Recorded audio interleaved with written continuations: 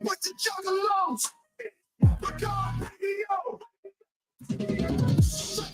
radio, here we go. Talking shit with the juggalos, fuck around, getting lows. Replicon, that's how it flows. Radio way through the street, feel the bass, get on your feet. Juggalos feeling the beat, tune in, we can't be beat. Radio, everywhere you wanna go. The city, the show. The body gonna flow. Mic in hand, spitting fire. Juggalos never tire. Riding high, taking you higher. Replicon, that's the choir. Your shit, yeah, buddy man, keeping up this. Freaky beat, freaky dicky, wicked team, that's this. The review, soon it's for your ear. Broadcasting loud and clear, feeling good, bringing cheer in your ear, never fear. Replicon, always fear. Radio, everywhere you wanna go. In the city, to the show. The body gonna flow.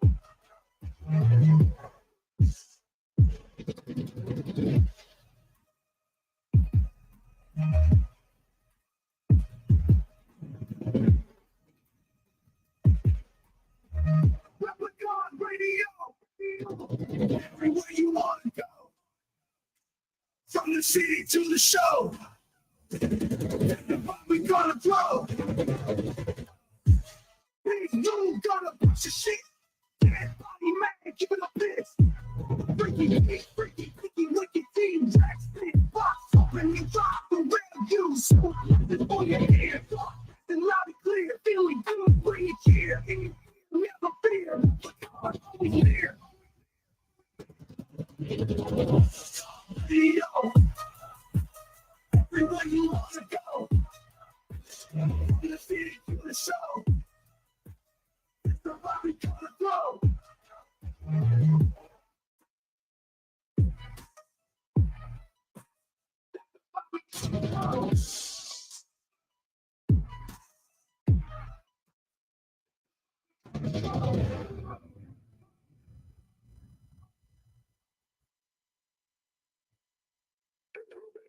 Shit.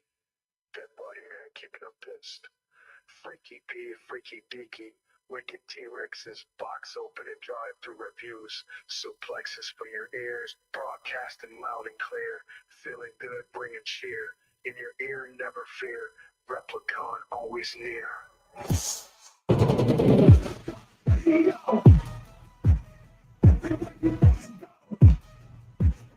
The city to the show.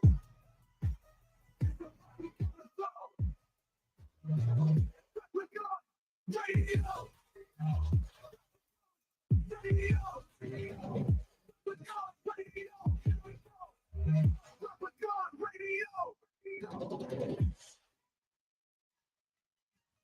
Replicon radio, everywhere you wanna go. From the city to the show, that's the vibe we gonna throw.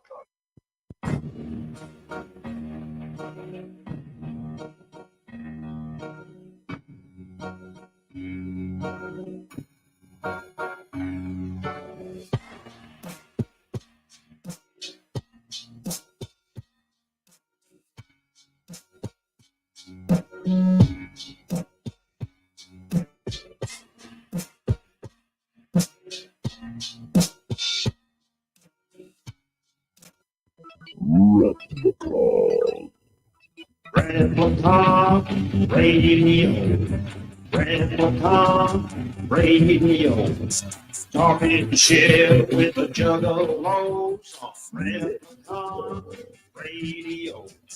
Give it a listen, don't be a bitch, Replicon radio. Yeah.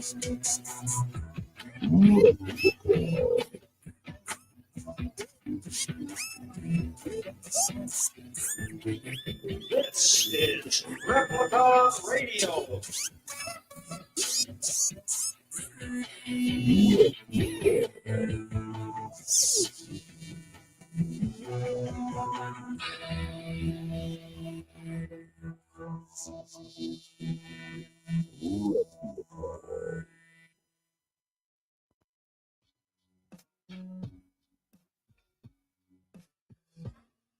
If you'd like to be a proud sponsor of Replicon Radio, shoot us an email to replicon.watching@gmail.com for more information. Yeah. Yeah. Also got me with me. It's Alf, are you here? He's on the screen. He's still just a left second over ago. from last week. Yeah. I still have. Boop, boop, boop, boop, boop. What up, y'all? Hello. We are live Word. and in full effect. How's everybody doing? We got some whoop whoops in the chat already. Shout out to Bazaar and Scarecrow. Whoop, whoop, whoop, whoop. Poop scoops. Two poops and a whoop doop. We're live up in this mub up lover. How's everybody doing, man? You know, I'm a little tired. Yeah? That is to be expected, though. Is it? Yeah. Why But is that to be hopefully- expected? I'm always tired. Oh. Yeah. Which isn't true. I'm always tired at like this time of day. So, You're always tired of life? no. You're just tired in the evening. I'm just tired in the No evening. doubt. 6:22 p.m. You're like, man, You wanted to go. it's time to go. Tired. Tired. Time to go to bed. I'm tired as well. Y'all a bunch of vaginas. Yep. That's also true. I'm one of the real flappy ones. Fucking asshole. Are you? Yeah. Go in. Flappy vagina. Yeah. Tonight on the show, we got the homegirl Victoria DeMare Nice. It's been a minute since we've back on the show. It's crazy. It's crazy how long it's been. How long has it been? Like what? 6 years? It was 2020 Christmas show. Was the last time she was on. Yeah, but like the first time we had her on, Was 2019. 2019. Yeah. In fact, she wasn't even on the live show then. Yeah, good. Well, because you Like, did the, technically, we've never had her on the show. We not had her- on a Monday. Well, Yeah, besides Christmas the show. Christmas show, but Yeah. like, It was like 30 minutes on the Christmas show. Yeah. And then the first time I interviewed her was a two-parter. It was long. well, two-parter. hopefully it goes long tonight. I'm excited though. Yeah. She's gonna be here on the screen in the flesh. That's now we're first. in video. Mm-hmm. It's gonna be dope. Yeah. You might know her from Killjoy, the trilogy. She plays Batty Boop. Bada boop. Batty Boop. She's also got like a song with DMX. She's got a new album out. She's featured in the new Jean-Claude Van Damme movie. Her music is so. She's Damn. doing big shit. We're gonna talk about it. Sounds like it. It's gonna be dope. It's gonna be a good time. And It's going to be a time. It's gonna be a Oh, time show. that we are gonna have. what's up, Bob Animation? The I wanted to say it as a word and I stuttered. Abominations. Yeah. Yeah. It's like Abominations, but it's Bob Animation. Oh, it's a peanut butter kid. I'm me, Liam. It's me, like my star. It's me, Liam. It's me, Mario. It's me. What up, kid? We got a motherfucking birthday in the house. Happy birthday to Big Roo. Happy birthday. Thank you. Happy birthday. We got to sing to you at some point. Happy birthday. Thank you. to- We don't want to drive everybody off right off the bat. Right? Yeah. Maybe we can get her to sing What up, with us. Liam? That could be it. Yeah. Like, hey, you're a singer. You're a singer, right? You're a Like, singer. Sing something. you ever heard the happy birthday song? Do you ever sing? You ever sing happy It goes birthday? like this. You ever sing happy birthday to a kangaroo dinosaur? What? I have. I don't even know what that means. I don't. Now I have to go to Google. You're looking at Google kangaroo dinosaur. Where there kangaroos? Have you ever looked that up? Seems like something. No, I've sang the one before. Did you? I looked in the mirror. Yeah. You sang yourself in your Happy mirror? birthday to myself. Did you really? Is that like a positive affirmation? Yeah. Like I'm smart enough, I'm good enough, and gosh darn it, people like me. That's right. So you just stood there. Did you light a candle? No, Was it like a birthday No. ritual? I blew out the light. Did you The light. get the switch? I blew out the light. That's fucking weird. Shout out to Light, by the way. Got a record coming out soon. Shout out to that guy. Oh, that means we're gonna have him on the show soon. Maybe. Probably. Unless he's gay. Probably. Well, otherwise he's gay. The only way we wouldn't have him on. Why? Because he'd be gay. That's If okay. we turn it down. That would be okay If too. we turn it down, it means he's gay. Oh, He'd be gay. I mean, not that way. He'd just be gay. like happy. Like, not happy. The kangaroos did not, but their ancestors did. So, like, a version of, like, primitive version of the kangaroo, which is probably 8 feet tall. You gotta get your tooth pulled tomorrow. Didn't you say something about that last week? You've probably been in pain all week. Tooth pain sucks, man. Yes, it do. I just watched a video of Steve-O talking about the only time during his sobriety that he's ever taken pain meds, and it was when he had oh no, never mind. Scratch that. He was saying that tooth pain was bad, but there was also something else that he was taking it for. Never mind. Yeah, that's Sorry, that's that that's the type of shit that makes you want to shoot yourself in the head. Yeah, that and stomach pain.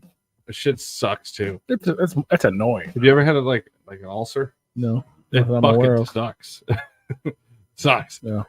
When nothing you take, no antacids, no way you fucking move, no pressure you put on it, nothing you drink, nothing you eat, nothing makes it stop burning. That is the worst. Don't drink holes into your stomach, kids. Sounds like a drinking problem. Well, yeah, it's a pretty bad problem. Drink all the holes in your stomach. Do it. Drink the holes in your stomach. Thank you, Liam. Appreciate it, bro.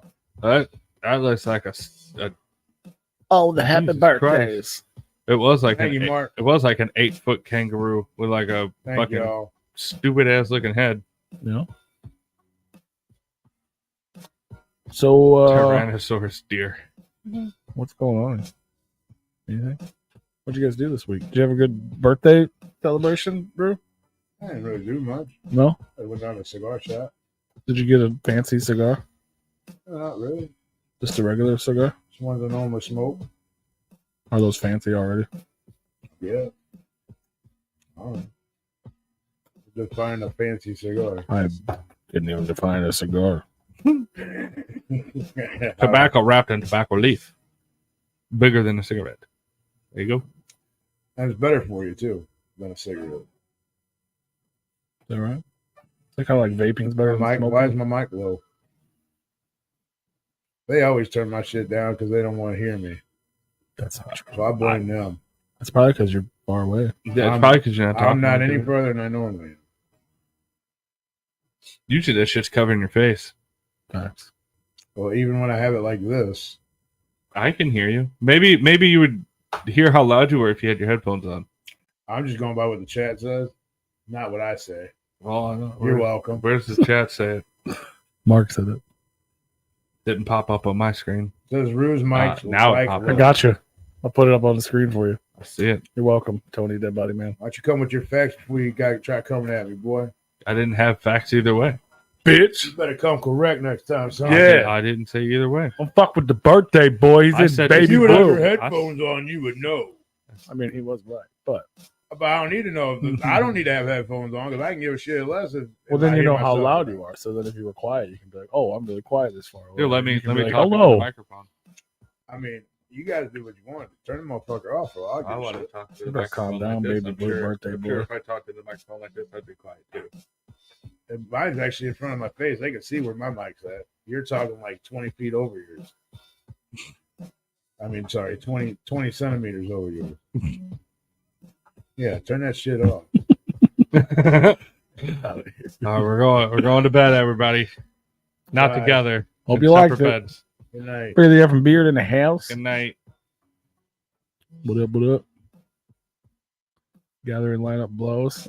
I'm not. I mean, it is what it is. P loves the lineup because it's full of our homies. I do. I like that part of it for sure. I'm not dissing on it. I don't think it's. I think it could be better. I don't think it's terrible. I just don't understand how you went from like big fucking time headlines to fucking maybe some people have heard of these people. Yeah, Headlines? there's some shit on there that some people were hating on. I don't know how to say that nicely. They regressed. I'll say something that could upset Joe though, because George used to book the gathering. Huh? I noticed how you said it all nice and soft. Because what? Well, I didn't hear you. Why? I said because George used to book the gathering Oh. when we had all those big name acts, Yeah. like the 10th annual. It was George. That was Georgie Porgy. George of the jungle. Look out for that What tree. was his last gathering that he booked? Do you know? The one before Twisted Love? No, he wasn't booking it because they were Probably two before that. well when they left the label, not when they left because they still gathered for many years after Right. that. Okay, so, but he left when they left, right? Yeah, Probably what, 2011 maybe? probably something like probably right around there. I mean, there was some heavy hitting years after 2011. Yeah, the big names aren't all that big this year. That's really the thing. Yeah, that like how are you gonna have a music festival and not have like at least a couple really big names? I don't know why you insist on putting this piece of shit fucking timeline up there. Nobody can fucking read Because you it. can't see it. That's why. You're right. Like nobody can. Trying to zoom in on If this. you try zooming in, it just blurs out. It does. Did it? Does it? I was trying to get a better quality version. You can't do that because they have to put a better quality version out there for you to get that. It's always been a pain in the ass. I used to get the timelines laminated so that way, like I could carry them on me, so that way I know where to go without them getting all fucked up. And it was hard to get them to print out where you could fucking read it. I kind of agree with that. Esham is not headline material. Ever. It's fitting for that crowd, but yeah. Yeah, he's never a fucking headliner. I'm a fucking headliner. That's Maybe probably- a side stage. That's probably the only reason he agreed to play. Well, Maybe. I don't know. It's weird. I don't know. I don't want to talk trash on it again. So so obviously they announced the whole timeline because you saw it, and then they did the infomercial or whatever that was. Mark's a big one, but I don't think like he's. I've been a fan of Marky Lee's, but I don't know if he should be like the biggest name. He is As a the draw. biggest name at the gap. I don't like it. I don't think it should be that way. I mean, I My mean, no fault. hate to him. I mean, I love Marky Lee's, but that's crazy. I mean, Static X is a pretty big one, but I mean, have they done anything recently besides just play all their old Finger shit? died. Ain't Static Long X time anymore. ago. Yeah, it's the dude from Dope with the big robot head. Yeah. I don't even know why they still go by Static X. Because they do Static X songs. Okay, so you're a cover band. I mean, the rest of the band is still the band. Sure. It's like Sublime with Rome. Cover band. Okay. It's also weird that normally if Static X plays, Dope also plays. So I don't know why they wouldn't also book Dope to play. Because I actually like Dope music more than I like Static X's. Those are precious slots. They said you play Dope while you play Static X or nothing. But yeah, it's pretty. It's the like not even to talk shit about the actual lineup, but the order is strange as fuck to me this year. Because like let's see, just main stage because I don't want to talk about fucking every fucking detail of it. But so Wednesday night to start the main stage, which is dope. This is fucking dope. The beginning of the gallery is the dopest part. HB the Grizzly on the main stage. That is dope. Super Famous Fun Time guys on the main stage. Something called Young Mosh. I don't know what that is. Shaggy the Airhead. Okay. Hatchet Man Project. Cool. Make My Motherfucking Day on the main stage. That's dope. And then Esham. I've heard of two of those people. That's the headliner. Scum, Insane Poetry, Super Famous Fun Time guys, and HB the Grizzly and Esham. I mean, that's not who you. that's you an didn't say underground Scum. stage. That's Yeah, Make My Motherfucking Day. It's Scum and Oh, Insane yeah, Poetry. okay. Yeah, Scum and So, Insane yeah, Poetry play If I right was to before go to the Esham. gathering for a day, that would be the day I'd go. It's a good day. And then on the side stage that evening, SON and Big Sur play at the same time. Risk and Smalls one play at the same I fucking didn't time. stay there and watch Big Sur and play. Yeah, exactly. And then the Smalls, which I hopefully should be up there with Scum and them too. The Hooligans, Molly Gruesome. Like, the whole night one is fucking just dope.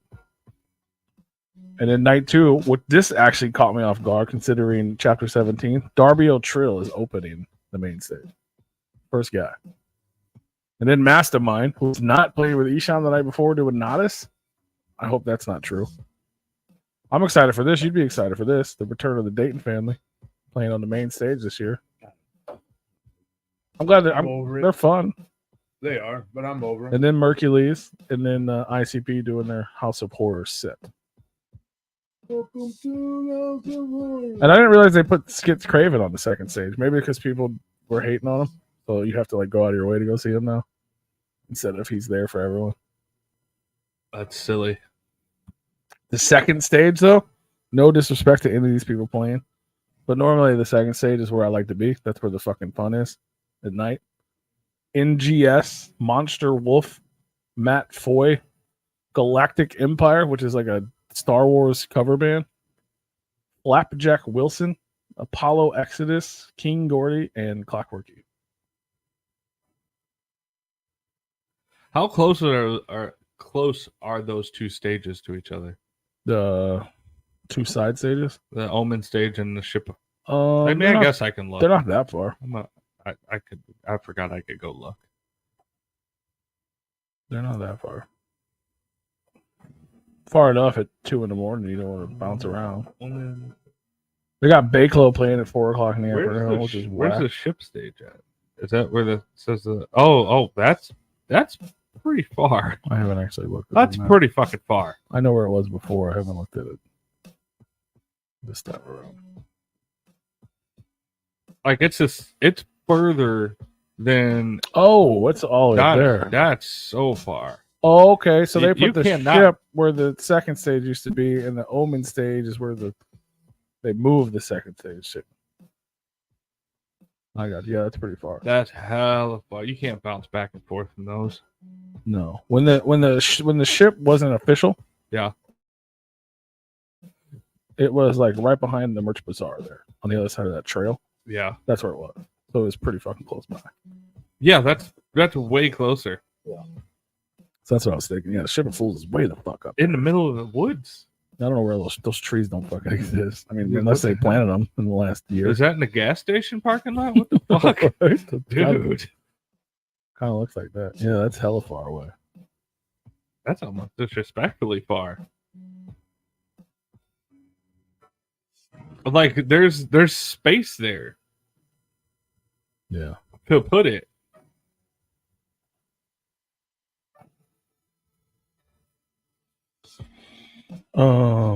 What else? Oh yeah, so day 3 main stage. Salamander X, Awesome, man. I can't wait to go see them. Lizard Man. Twisted Insane, that's dope. Gangsta Nip, that's dope. Rakim, that's fucking dope. Kim Dracula is not my thing, but I think it's a good get. Alex was sad that she's Yeah. not gonna get to see that. Like people are like, who's? I'm like that dude. They're really fucking popular, just not Yeah. for me. Kim Dracula right before Ouija Mech, that's a hell of a That kind of fits. that fits. Yeah, That fit. That's gonna be a hype little couple hours right there. for sure. And then that night will be dope because they got Big J Okerson doing comedy. They got Kung Fu Vampire, some other stuff. Yeah. A sight the gag. And then the last night we have Grim, Bleed the Wicked Minutes, which is dope.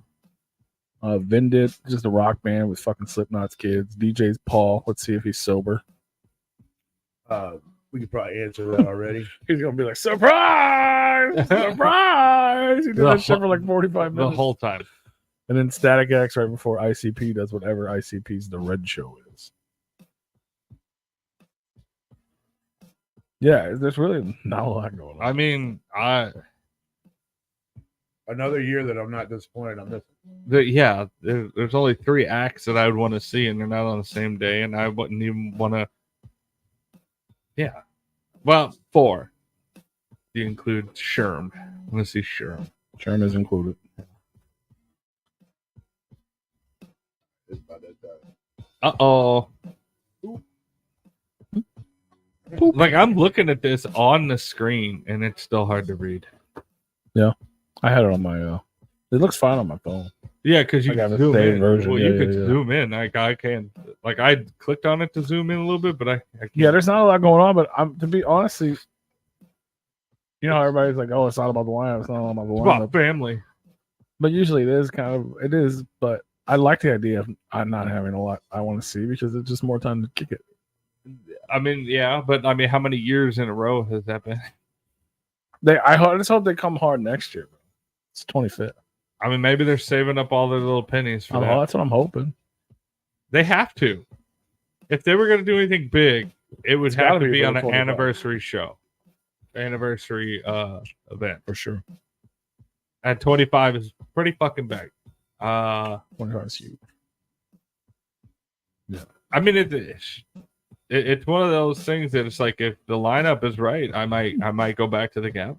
He said, "Fuck that! It's about the lineup. I'm not paying $250 for it." Right, that's what I was gonna say. I was like, you know, when you said that you were excited to just hang out, but it's like, yeah, who's getting it? Who's getting the Andrew WK? Skip? Is that what you're talking about? Skip's is dope, man.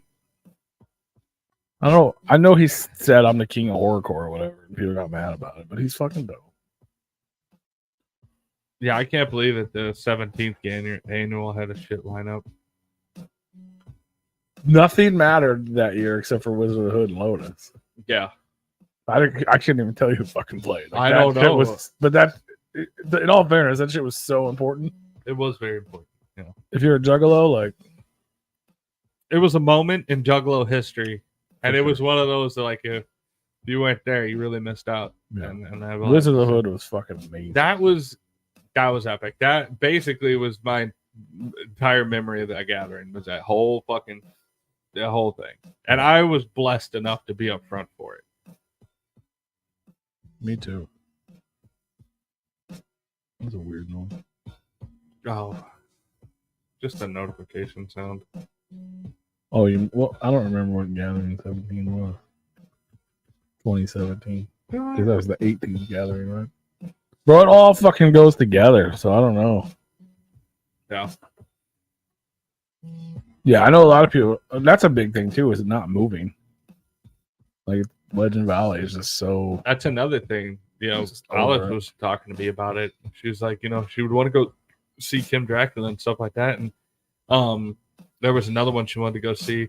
And it's like, if it was at Cave in Rock, you know, still 3 hours away, like we would possibly have popped into some of these gatherings over these last handful of years that we haven't gone.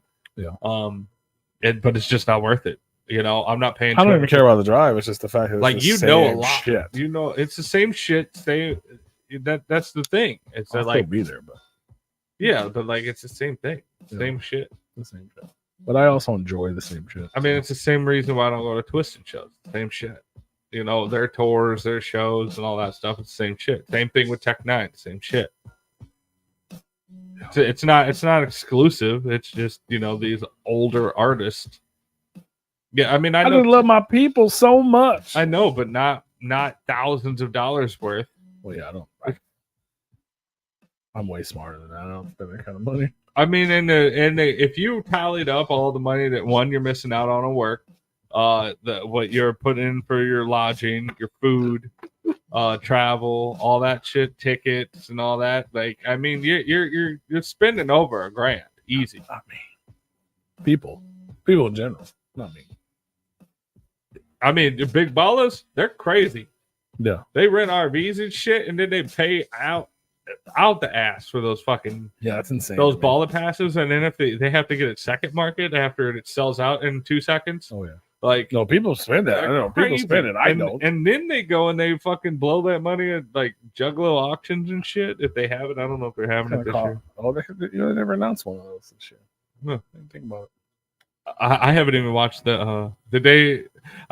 did they release the fucking Mhm. yeah, Yeah, it's just a weekly freakly. I know, it's stupid. It's a weekly freakly. like and then they Jay's shot- girlfriend. they does a shot it how little many segment, and it's the most awkward thing I've ever seen in my life. Well, she's awkward. No offense, Sarah. It's super awkward. I don't know. I've never met you, and I'm just judging a book by its cover, but you look a little awkward. It's 2 hours away and you just can't afford it. That stinks. Well, find Jay. He'll get you in. Well, if you're only 2 hours away, do it. Just do it, man. Just fucking do it, bro. Do it. Just fucking do it, bro. Yeah. I'm excited. Yeah, look at that I look shape forward over to there. the gathering. Yeah. Yeah, we're just talking about you idiot. Yeah. Ball is over You guys here, are boy. insane. Ain't nobody can afford that shit. Yeah, party girl. Yeah. Hey, I'm Sarah Rusi, the party girl. It's so awkward. It just, And she just reads the flyer. Like she doesn't even Yeah. know what it is.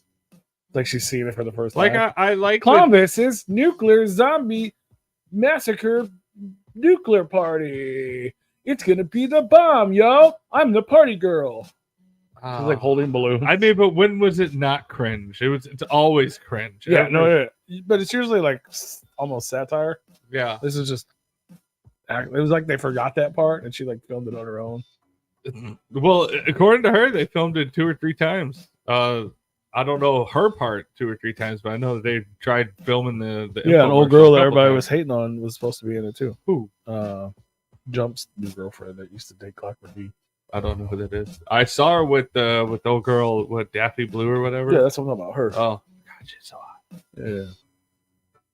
Yeah, a lot of people hate on her because she did some interview. I was talking about I'm a juggalo, but I don't know about the Joker cards or something. You know, I'll give her a pass. Yeah, everyone was like, what? Yeah, it's goofy. Yeah. But whatever. She's fine. She's a nice girl. I'm not hating. But they did something together, but she's not in it. So. Must not have liked her part. Or... I thought they were filming something else, to be honest. It's possible. Yeah. Check out Sarah's OnlyFans. Right? I would check it out for Daffy. Yeah, Sugar Slam is cool. They should bring her back. I don't. Probably doesn't want anything to do with Make it. Jay clean again. Hell yeah. Hashtag make Jay clean again.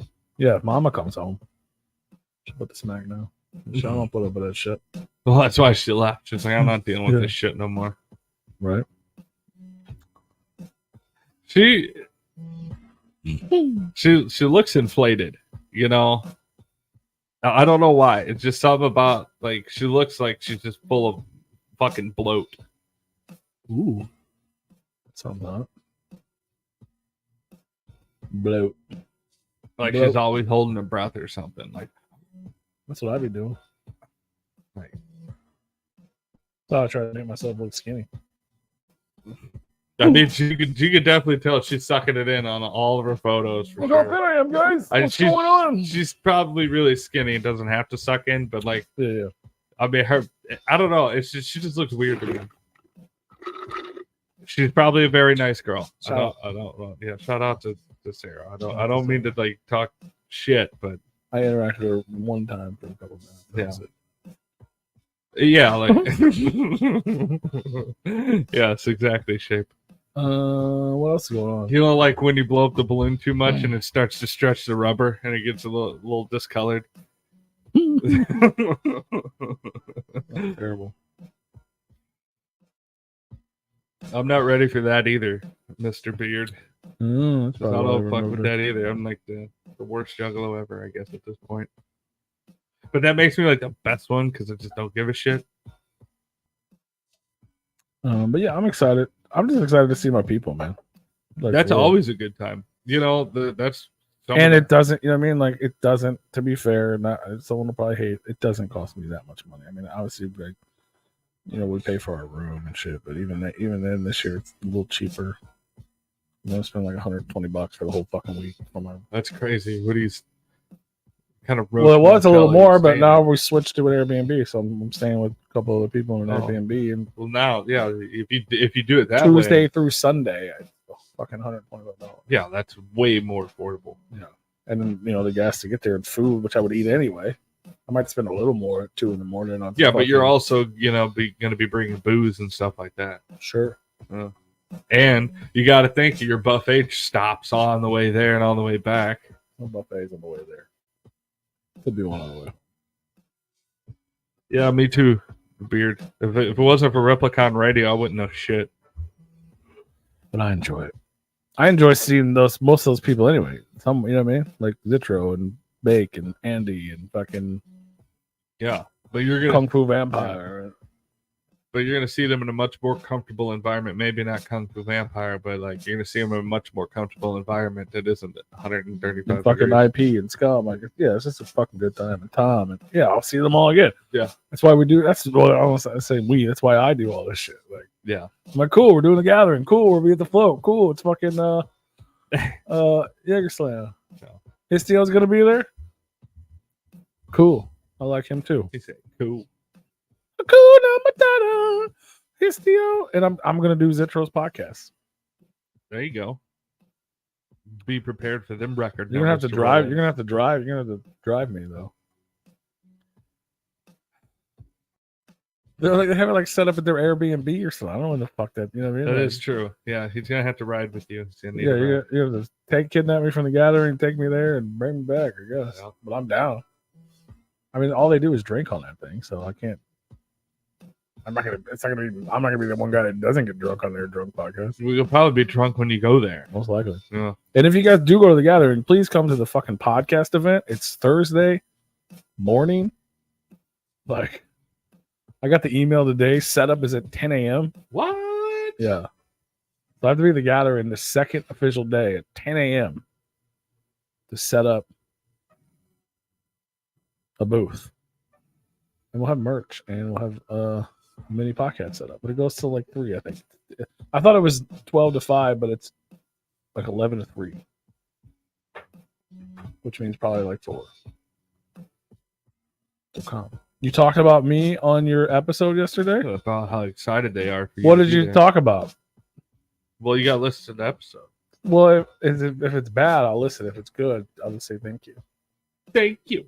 If they were talking shit, though, I want to hear it. Well, of course they're not gonna be talking shit. Yes, they will. Everybody loves you, P. That's not true. Also true. What you guys seen Deadpool Wolverine yet? Can I spoil it? Yeah, go ahead. Tell us what happened. Everybody dies. Everybody dies. Everybody dies. I've seen it twice Nice. already. I went and saw it with the ticket I had that I've had for 2 months That's what I was talking about. on opening day at 3:30 in the afternoon. Go watch it. So you did talk shit. Okay. I did watch a new movie, You did? Abigail. Oh, yeah, I heard that was pretty decent. It was good. It was an interesting concept. It starts out. I hadn't seen any trailers on it or anything. Alex just put it on, and it starts out as like a kidnapping, and then it turns into like supernatural shit, and you're like, oh, all right, this got like way better than what it started out as. Haters. Everyone else only sees it I once. know. It's just fun. It's fun. It for is. me. It was fun. It was fun to watch it. Bing, bing, bing. Bing, bing, bing. I like that we're live on Twitch. Yeah.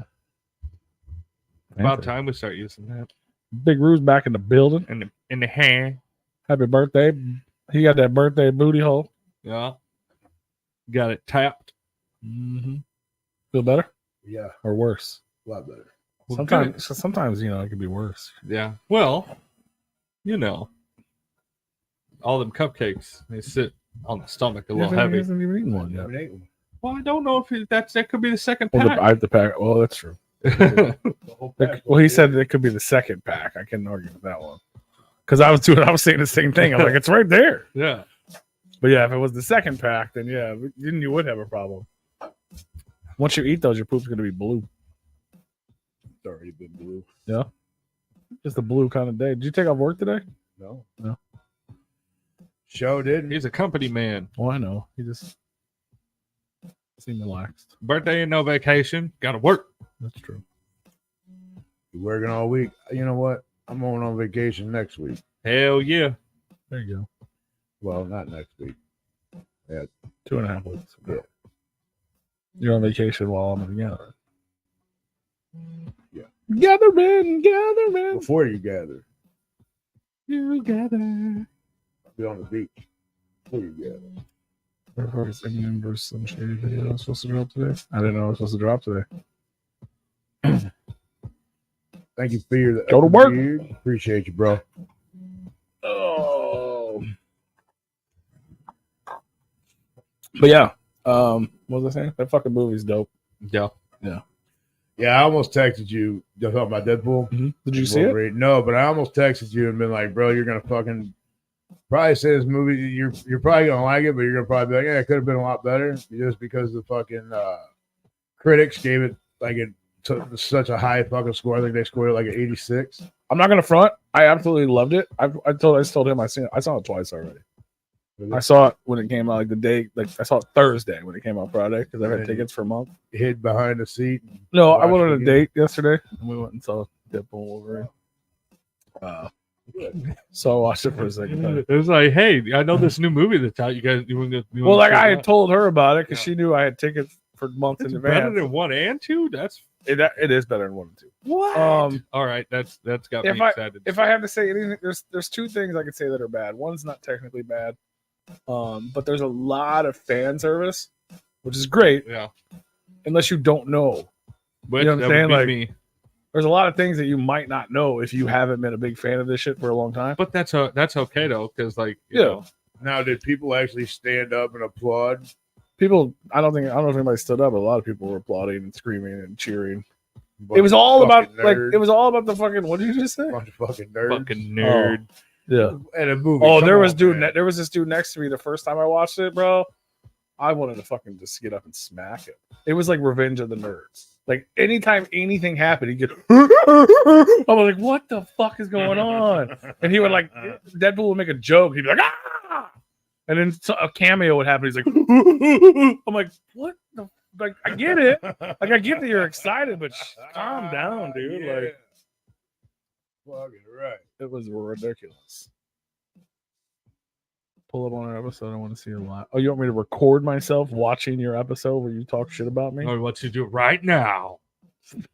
You want me to do it right now? Right now. Why were they talking shit about you? Oh no. I don't know. It's 33 minutes in. I feel like such a dick because I don't even know how to fucking find this thing. You don't play anything copyrighted. There's no music on. Such a terrible friend.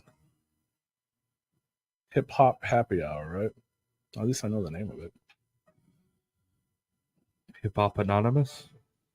You gonna play it for everybody? That's what he's asking me to do. Is that episode 10?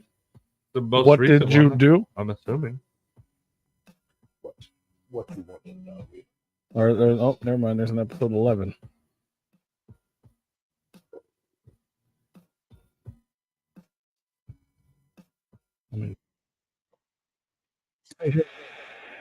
Oh, Naming. episode 11. And how far in did he say? I wanted to see. 33 minutes. I was gonna see Deadpool at the drive-in, but it just didn't happen. I think yeah, 30. About 33 minutes in. Yep. Excuse me. Okay. Yeah, that sounded awesome. Let me add it to the screen.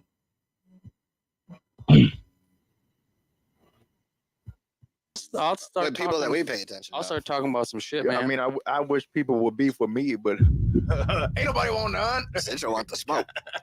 Now someone's gonna say something. I know. Wait. Send your Central diss tracks here.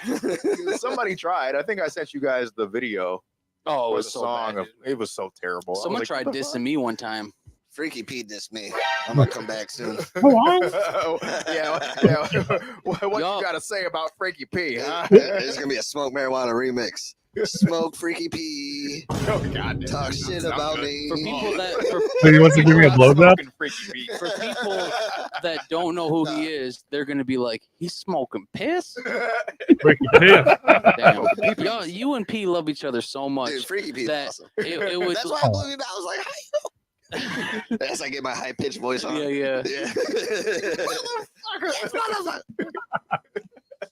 You got So- Mac Miller over there on the mic. I did a tour through Canada. Face low. Shaggy Too Dope, How was that? DJ Clay, Otis Pictures are Julius. beautiful. It's fucking incredible, dude.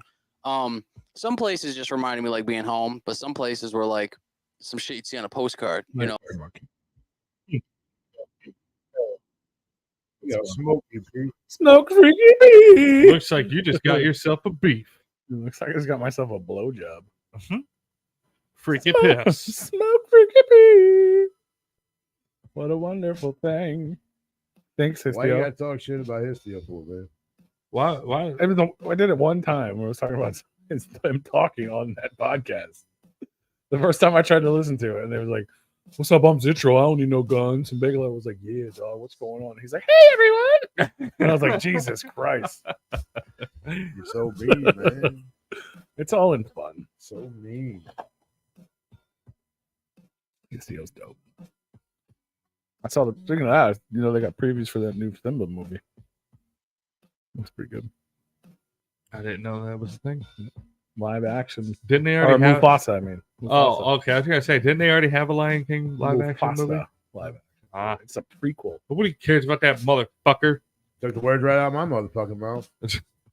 Fuck that dude.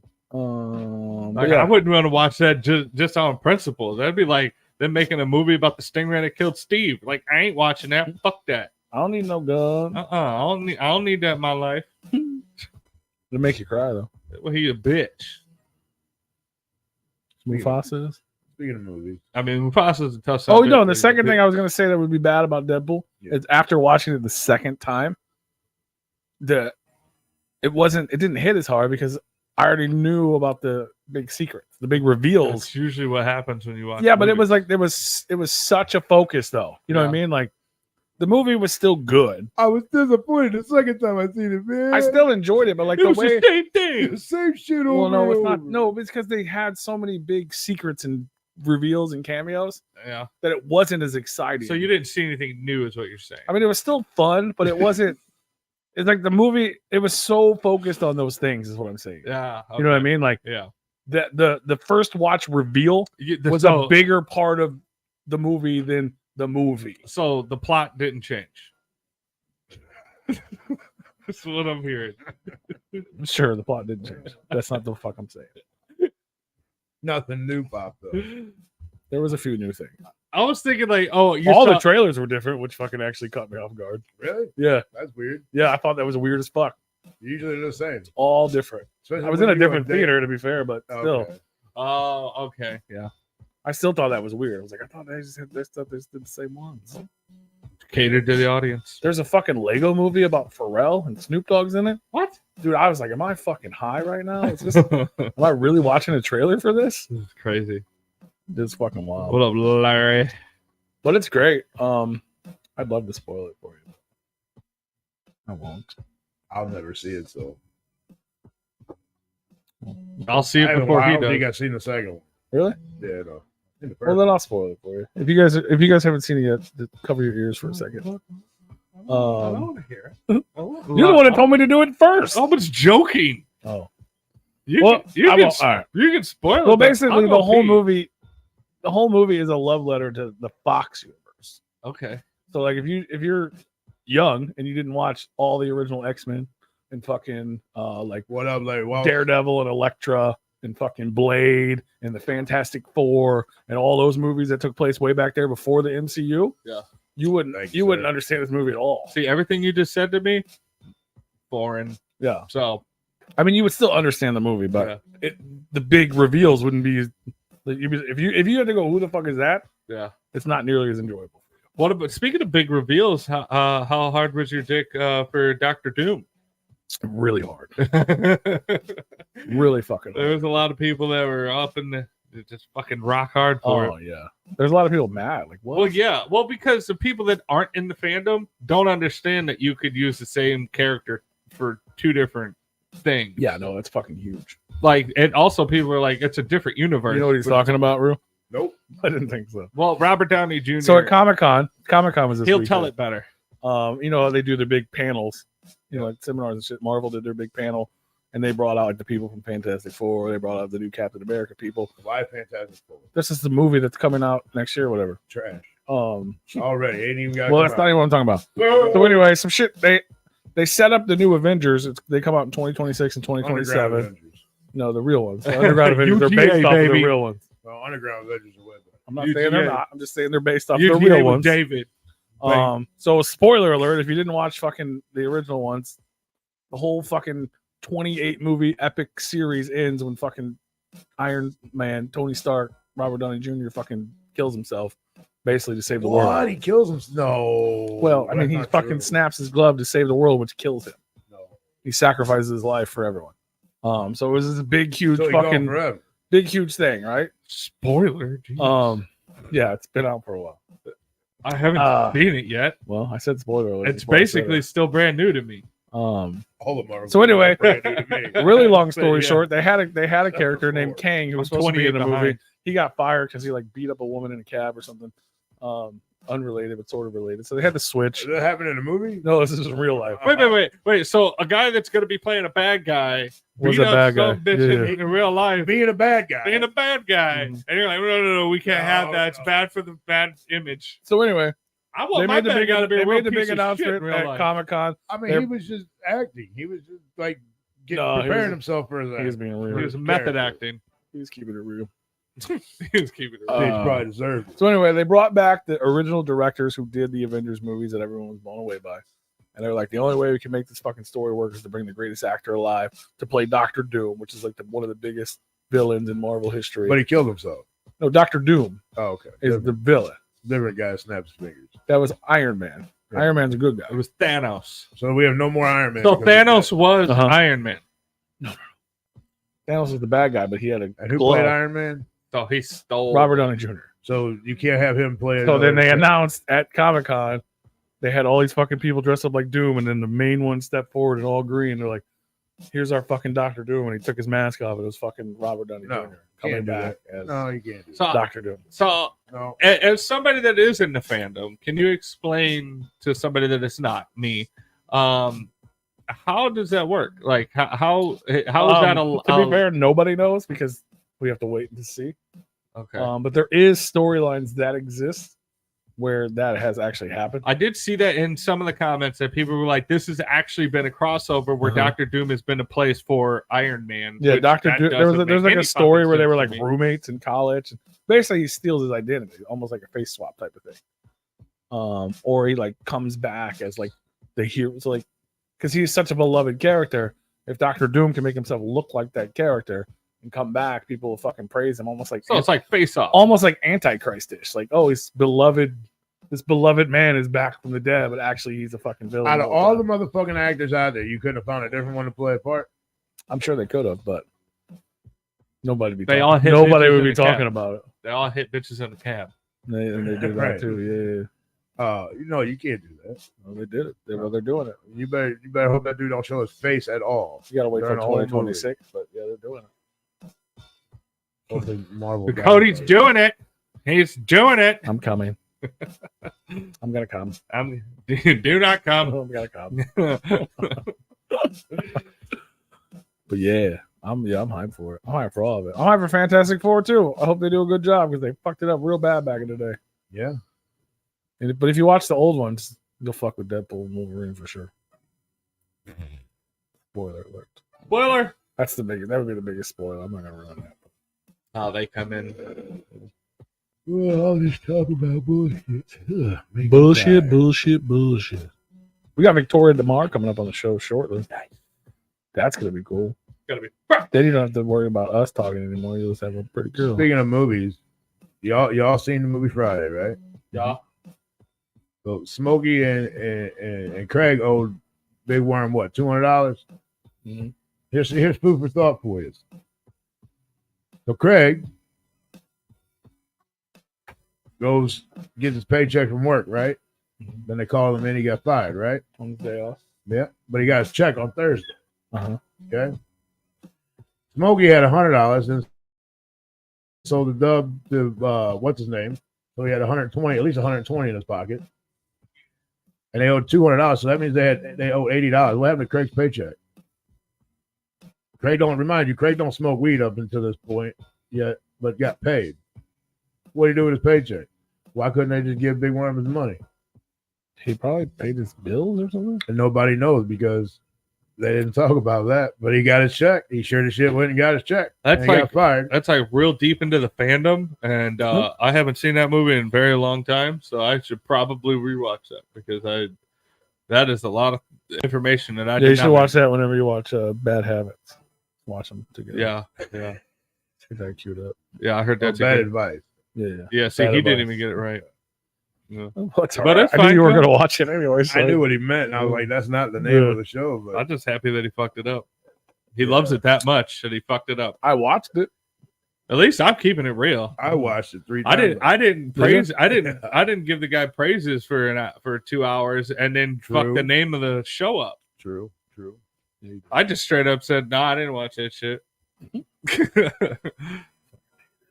I'm not a hater. I just don't. It's just hey, man. You know how many artists we have on the show that I don't listen to their fucking music? Yeah. Okay. So it's not a big fucking surprise. A lot. All of them. Like, so which in all reality they owed $80.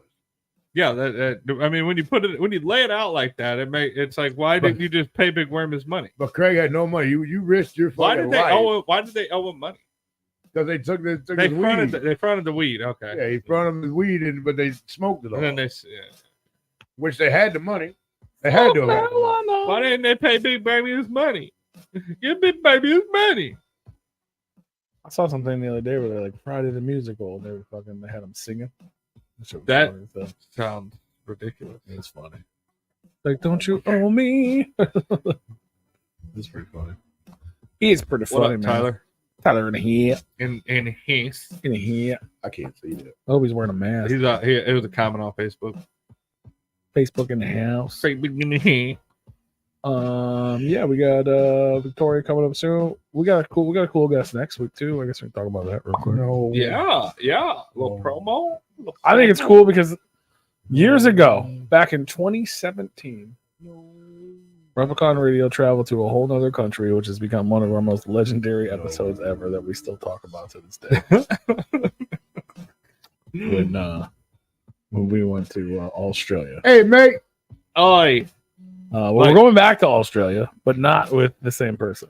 No. With another one that don't know nothing about. Struckenhead Entertainment's newest we're not going to artist. jump the gun on this one. Stappy Corpse. Stappy Corpse. There's a lot of intelligent underoos over there. He's going to be. Yeah, I'm assuming he knows about where he lives, and we're going to talk about that. I would hope. We're going to talk about that next week. But I'm excited because we're bringing back an Australian artist for the first time since back then. It's got to be better. It's got to be better. Will be great. I don't think it could be any worse. Yeah, for sure. I mean, it can only be better. I mean, I don't know much about this guy. Well, Sappy Corpse. Sappy Corpse. I don't know much about him. I don't know anything, obviously, clearly.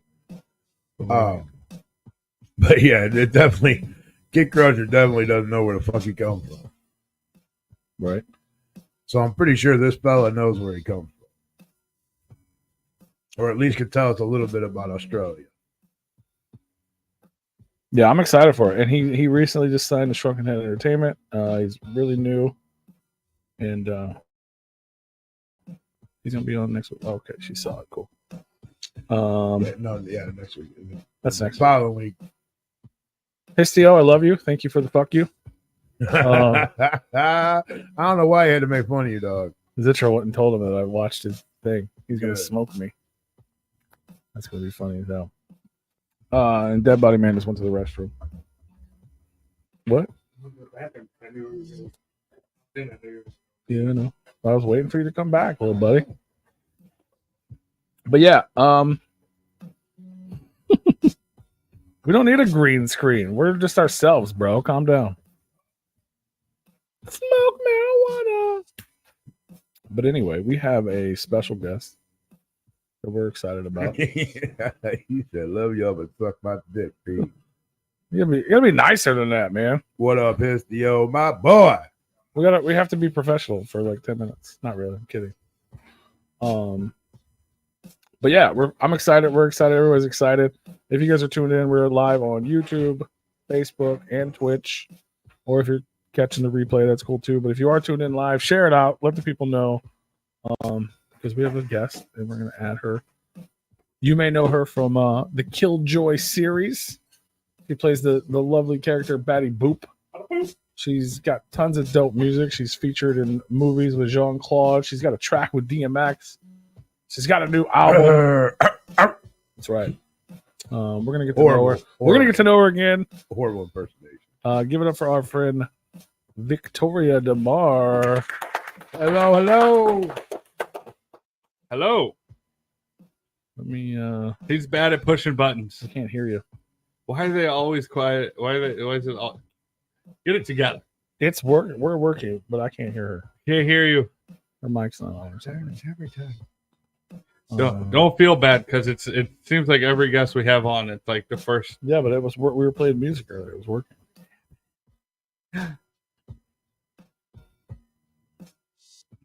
You muted her.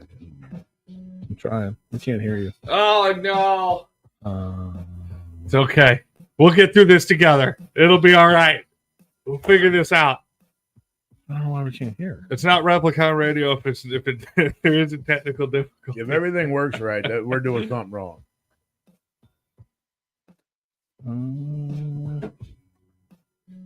We'll press the buttons, P. Fix it. Nope. Everything is on. No, not everything is on. Something's not on. This is why we do the show live, everybody. Yeah. We like the rawness of it. We do. Yeah, because I played the music off of YouTube earlier, which is where her audio would be coming from. Is she muted? No, it would show down there on next to her name. Trying to see if I can fix it, but I think it's Start the show over. Start the movie. We're working on it. We'll get it done. Technical difficulties, though. 10 minutes now became 7 minutes.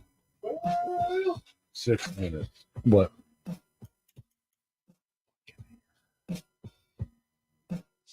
Yeah. We can read her lips. She's saying She said stuff. she couldn't hear us. You can't hear it. Yep, Ow. that works. What happened? What'd you It do? works. Just not her. That was loud. Go ahead and remove these for right now because I'm sure something else is about ready to happen. Well, I turned it up real. I was making sure it works. It's working, but it's not.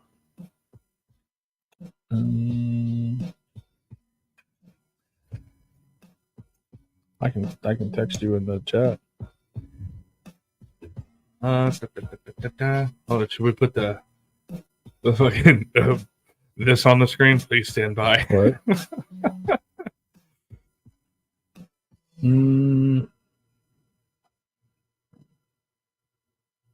Mike.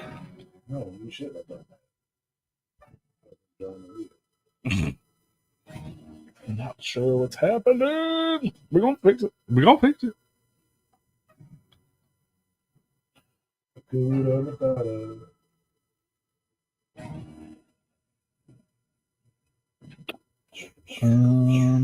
You can't hear us. You can't even hear us. Okay.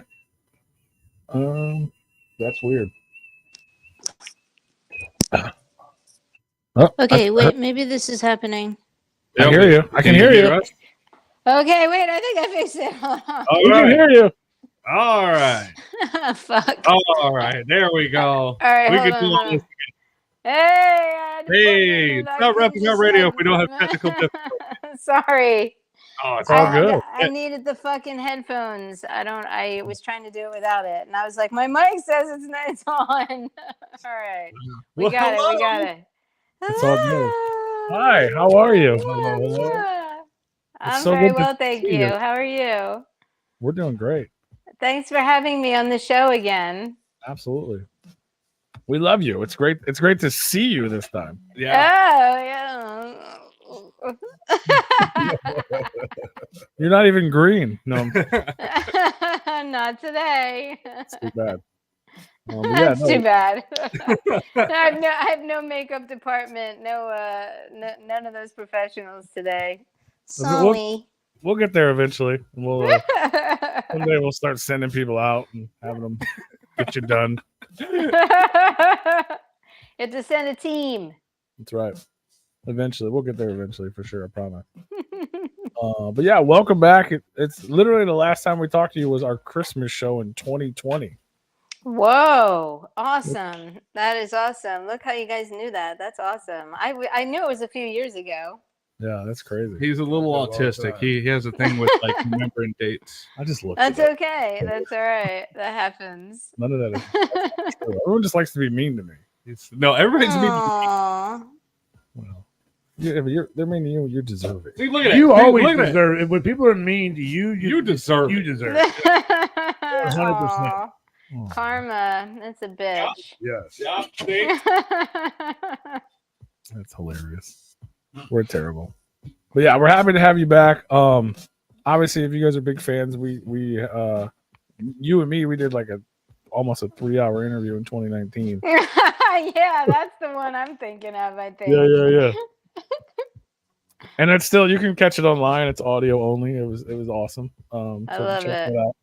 But you know, we might catch up a little bit. Like obviously, a lot of people know you from Killjoy and stuff like that. Your character is iconic at this point. Like especially in the cinema. It's fun that when people dress up in cosplay as Batty Boop, they go to conventions, and the director and I saw someone. We were trying to get her attention to ask her like where she was going, like driving around Los Angeles. We looked over and we're like, "Oh my God, that's Batty Boop! Doesn't that look like Batty Boop?" She had the full wig and like boa and everything, like the makeup, and she was like driving her car. I think she had her music or her radio or something on too loud, and I was literally like hanging out the window like screaming, "I'm Batty Boop! Where are you going? You're me!" We wanted to know like where was she going to, like a party or like an event or something, like we were going to show up. That's but awesome. We couldn't get her attention. But it's wonderful to see people dress up as Batty Boop. It's what I mean. I literally distracted everybody. You can miss out on wonderful. Right, that girl would have lost her mind. Yeah, if she was dressed as Batty Boop. Like, and she brought Batty Boop to the party. Right. I know. That's what we were like. Where are you going? I'm Batty Boop. But a lot of people, you know, they don't get it. They don't recognize me because you wouldn't. Because you're not green. Yeah, and the wig, and like I'm not naked most of the time walking around LA, so not lately. So, and it's nice that now. It for me now. I know, bummer. Wouldn't it be awesome to see like Batty Boop walking down like Hollywood Boulevard? That'd be awesome. But I've yet to see that. But the whole Killjoy franchise is now on Tubi. If people use that streaming Tubi app where you can watch movies for free, you don't even have to sign in or any of that. Yeah. The whole franchise, all 5 of the films, I believe, are on there. Definitely the 3 that Batty's in. So you can binge Batty now on Tubi. Thank you, Tubi. Mwah. Hell yeah. Tubi's the shit. Tubi is the shit. Tubi's the shit. We talk about Tubi a lot. That's what we were just talking about the show our friend directed that's on Tubi. It's terrific. I love it. You go on there. Bad advice. The director of Bad Advice. We had him on a couple weeks ago, and his show's on Tubi as well. Love it. I know. Yeah. I'll stream through there, and like it gets to the point where I'm like, geez, I haven't heard of any of these movies now. It gets into that section, and then inevitably I'm like, one of mine's gonna pop up, and there it is. Like, I know I'm in this section. I was like, all right, I'm starting to not recognize any of these films and these people. I was like, all right, so one of mine's gonna come up any second. So yeah. Yeah, you can actually go on there and search just your name, and if they just want to watch all your movies. Yeah, there's a bunch of them, which is cool. That's great. I love that. That's the man? I wish I don't have it pulled up. This like crazy zombie. The other one I think you did with John Lachago. Bio Slime. Was that the one you're talking about? Yeah. I don't know if that's on Tubi. That was on. I don't know what that was on. It was on like on DVD and like Barnes and Nobles before that shut down. And I saw it in there one day, and I was like, "What the hell? How did you get this?" Yeah, I was like, "What?" But I don't know. I'm not sure that Bioslime's on Tubi, but I wish it would be. Yeah, it was on. Maybe it was. I think it was on It was on something. It was on Prime Video, I think, for a while, and then it disappeared. But the Jean-Claude Van Damme movie, Darkness of Man, that is now on Prime Video. If you're a Prime Video people, some people are like Prime elitists, and they only watch things on Prime Video. I was like, okay. People are weird. Yeah, like people who are like Netflix Nazis, like they only watch things on Netflix. It's like, okay. I think it's the same. Like somebody's like, yeah, I only listen to music on YouTube Music. I'm like, right, right. And some people are. They're like, oh, I'm only on. Are you on Spotify? I'm only on Spotify. I'm like, oh my god. Okay. So yeah, the Prime Video, it's on there for all the Prime Video crazies. It's not on Netflix as of late. I'm sorry. But there's a lot of people who are like Apple freaks. They only do everything Apple. They have everything Apple. Well, it's on Apple TV for the Apple TV freaks. Fandango at home, which is really cool. It's not really a streaming service that I knew of, but it's like really cool. And it's on DVD. You know, it's always on DVD. I'm a collector, so I'm like, when's it coming on Blu-ray? When's it coming on? I want to get all the DVD. I want all the physical copies. So there is a physical copy right now, but it's on DVD. It's not Blu-ray. But enjoy. It's a good film. It's wonderful to see Jean-Claude back in action, kicking some serious ass. For sure. Yeah, Jean-Claude was that. I mean, when I was a kid, he was like the action star for sure. Yes. Yes, it was thrilling. I couldn't believe it. The director, James Cullen Bresek, has been a colleague of mine. We worked together on the Steven Seagal film with DMX. And Bill Cobbs, who passed away recently, I think this year or last year, Beyond the Law, which was really awesome, that it also had a song in. And when he called me about the Jean-Claude Van Damme movie, I was like, are you serious? I was like, you're working with Jean-Claude Van Damme, and I can be in this somehow or be a part of this somehow. I was like, get the out of town, you know? I was like, this is awesome. So I was like, yeah, anything you want.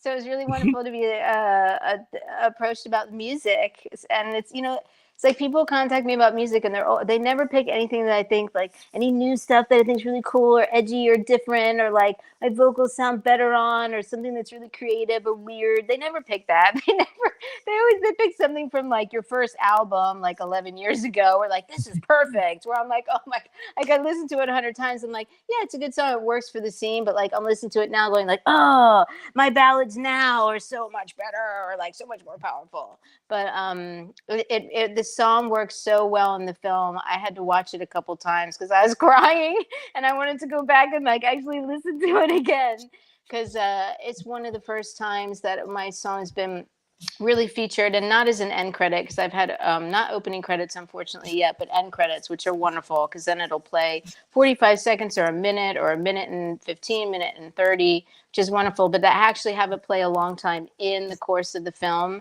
and not just like 30 seconds or something, or 20 seconds or something, was really wonderful. And the song plays in the background underneath the VO of the scene that Jean-Claude, it's all Jean-Claude in his emotional journey in the film, and it just works so well. And then it comes into the foreground when he's having this moment and everything, and it's all like sexy, and he's in the shower and he's having this like emotional thing, and then it's like my voice comes on like really loud with this awesome like emotional sappy song. And I'm like, oh my God, I have to rewind that. I'm listening to it again. I'm like, oh my God, that's me. So it was nice to have it featured in the foreground. And then it goes back into the background again, and it keeps playing. And I had to keep rewinding it, and I'm recording it because I'm like, how long is this playing? I was like, it just keeps going. So it's such an honor. And it's also the first time one of my songs has been picked up in a film that's been distributed by a major studio. Thank you, Sony Pictures. It's about to change my life. That's awesome. So you're singing to Van Damme in the shower, basically. So basically, yeah. And he's just like, oh, like to my song in the shower, and he's just like this whole thing, and like his body, and he's all ripped, and it's just like, I'm like, oh my God, that's me. That's awesome. I would have never thought that when I was a little girl, like watching like Bloodsport. You know what I mean? That like one day he's gonna shower to my music. He's gonna shower to me, maybe. Yeah. You know, like that's epic though. It is kind of epic. I like freaked out. I was like, oh my God. Yeah, that's huge. And then it was And like you Sony make a Pictures. cameo in the movie too, don't you? I do. I'm in there too. They got my mug in there too. I'm in like there's this epic scene through with the bad guy with like the nightclub. I'm not really giving anything away. This isn't really a spoiler. And Andrei Evchenko from the 3rd season of Stranger Things is a wonderful, awesome man. Superstar, awesome guy. And he's playing the bad guy, and he's coming like through the club or whatever, and he's sauntering through. There's like a raid going on, all this nightclub thing, and there's like this gambling, like casino, like back room or whatever. And he goes through like this makeup room where this like chick's getting ready or whatever, and it's me, and I turn around so you can actually see my mug. And he has this exchange with me in Russian, which is really cool. And then you're like, oh my God, that's Victoria. And then the camera is kind of like following through this long dolly shot, through this long epic, following him through this walkway, through this underground club. But I got a moment of my mug in there with someone who was like really, like his career is really blowing up. If you guys don't know, haven't seen him in Stranger Things, go check him out. For sure. No, that's awesome. And the song is called Just Hold On. If anybody Yes. It's a pop ballad from my first debut album, Victoria DeMare. You can stream it for free on SoundCloud, soundcloud.com/Victoria DeMare. It's on there. So so obviously you've done a lot of acting. We know you from Killjoy and other things. When was kind of the transition into music, and is it a different, like, is it a whole new like process to try to like get placement in film, and is that something that you really strive to do since you're also in the film industry? Thank you. Yes, it is. It's very hard. Like, it was always my dream to somehow create music. I never knew how I was going to do that, and I started having the opportunity to do that. I think it was like way back in, like, I want to say like 2009 or something. I was featured in, I think it was either on the cover of like one of the like spreads or something, Girls and Corpses magazine. It was 2009. I can't remember like the month or the issue, the specific issue. And Kim Fowley, who had discovered the Runaways and worked with Joan Jett and Alice Cooper, and I started with Brian Wilson from the Beach Boys back in the 60s. I mean, he was like an epic Grammy-nominated and songwriter, producer, this epic guy like everybody in the world had worked with from like the 60s to like the 2000s or like the late 90s. And then they made a movie about him and the Runaways, and like Dakota Fanning starred in it, and Kristen Stewart, I think, played Joan Jett, and then like Michael Shannon, who I think is an Academy Award nominated actor, played Kim Fowley in it, and he nailed it with the performance. And Kim was friends with this magazine publisher of Girls and Corpses magazine, and he came to this event we were doing for this new issue, and I was there, of course, at the table signing whatever magazines, and he was like, hey, and we struck up this conversation, and I knew his work, but I didn't. He's always credited as Kay Fowley, and you don't really know who that is.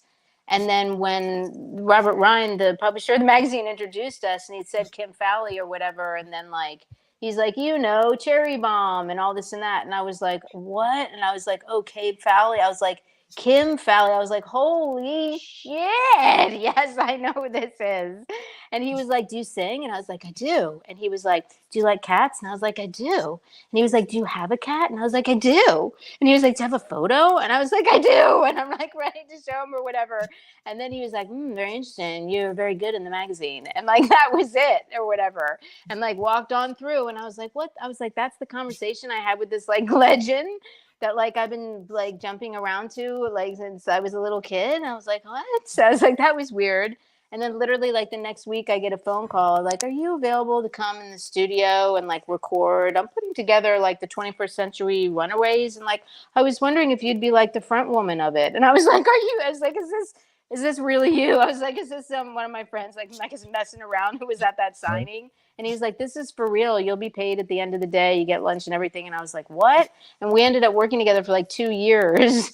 And so I became really obsessed with songwriting and everything about creating a record from the very beginning in the studio to listening to what you were hearing in your head, coming out of the speakers. So I just really became obsessed with writing and recording music, hoping I could get a placement in a major production, because then I could get a publishing deal and I could just be on salary to create music. And it is so hard to get these placements because it's like you can't like go on a website and like submit your music, like please choose me for your movie. And there's so many productions, there's so many movies, there's so much content to submit to. So it's like, where do you find these productions? So I just try and work as an actor and hope that people will see that I am also a songwriter and a musician, and I bet people are recognizing that, and that I do have work and content, and I have like over 75 tracks in 12 different genres, and I create for the production as well.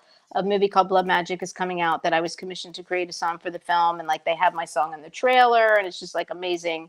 And so I feel like you just you have to stay active in the film community and just put your work out there, and then you're like, yeah, I have music, so everything I work on, I just ask the music supervisor or the filmmaker or the producer who the music supervisor is, or if I'm having a direct relationship with the filmmaker or the producer. And I just ask, like, do you need any songs? And like, I can work with any budget, you know, to license the masters, and I own all my own masters, and you know, I can create, you know, specifically for the production, and it's just throwing it out there, and 9 times out of 10 they'll come to you and be like, yeah, and this is our budget, and you know, I have like literally 12 different genres of content, so it's like inevitably gonna pick something that they might like. Right. So I bombard them with like sending them about 3 to 6 different choices, and a lot of times people are finding Batty Boop, and then they're also finding my music and go, oh my god, I'm making something, like, do you license to like really low micro budget stuff? And I'm like, yeah, what kind of budget do you have, and have you heard anything that you like? And so I just kind of get into a conversation about music through my work as an actor. That's awesome. What did something ever come of that, the project that you were working on with him, with the? Oh yeah, we had created a whole I think it was a 20 or 21 track album. The group was called Black Room Doom. It was an all girl, all chick like eclectic, like rock band, but we weren't necessarily doing all like classic rock or rock that was from like the 70s or 80s where Kim was prominent. We were doing like hard rock stuff, more similar to like my track Raw that was in the Tara Reid movie Bus Party to Hell. Like really like hardcore, like Disturbed as a reference, but with chicks.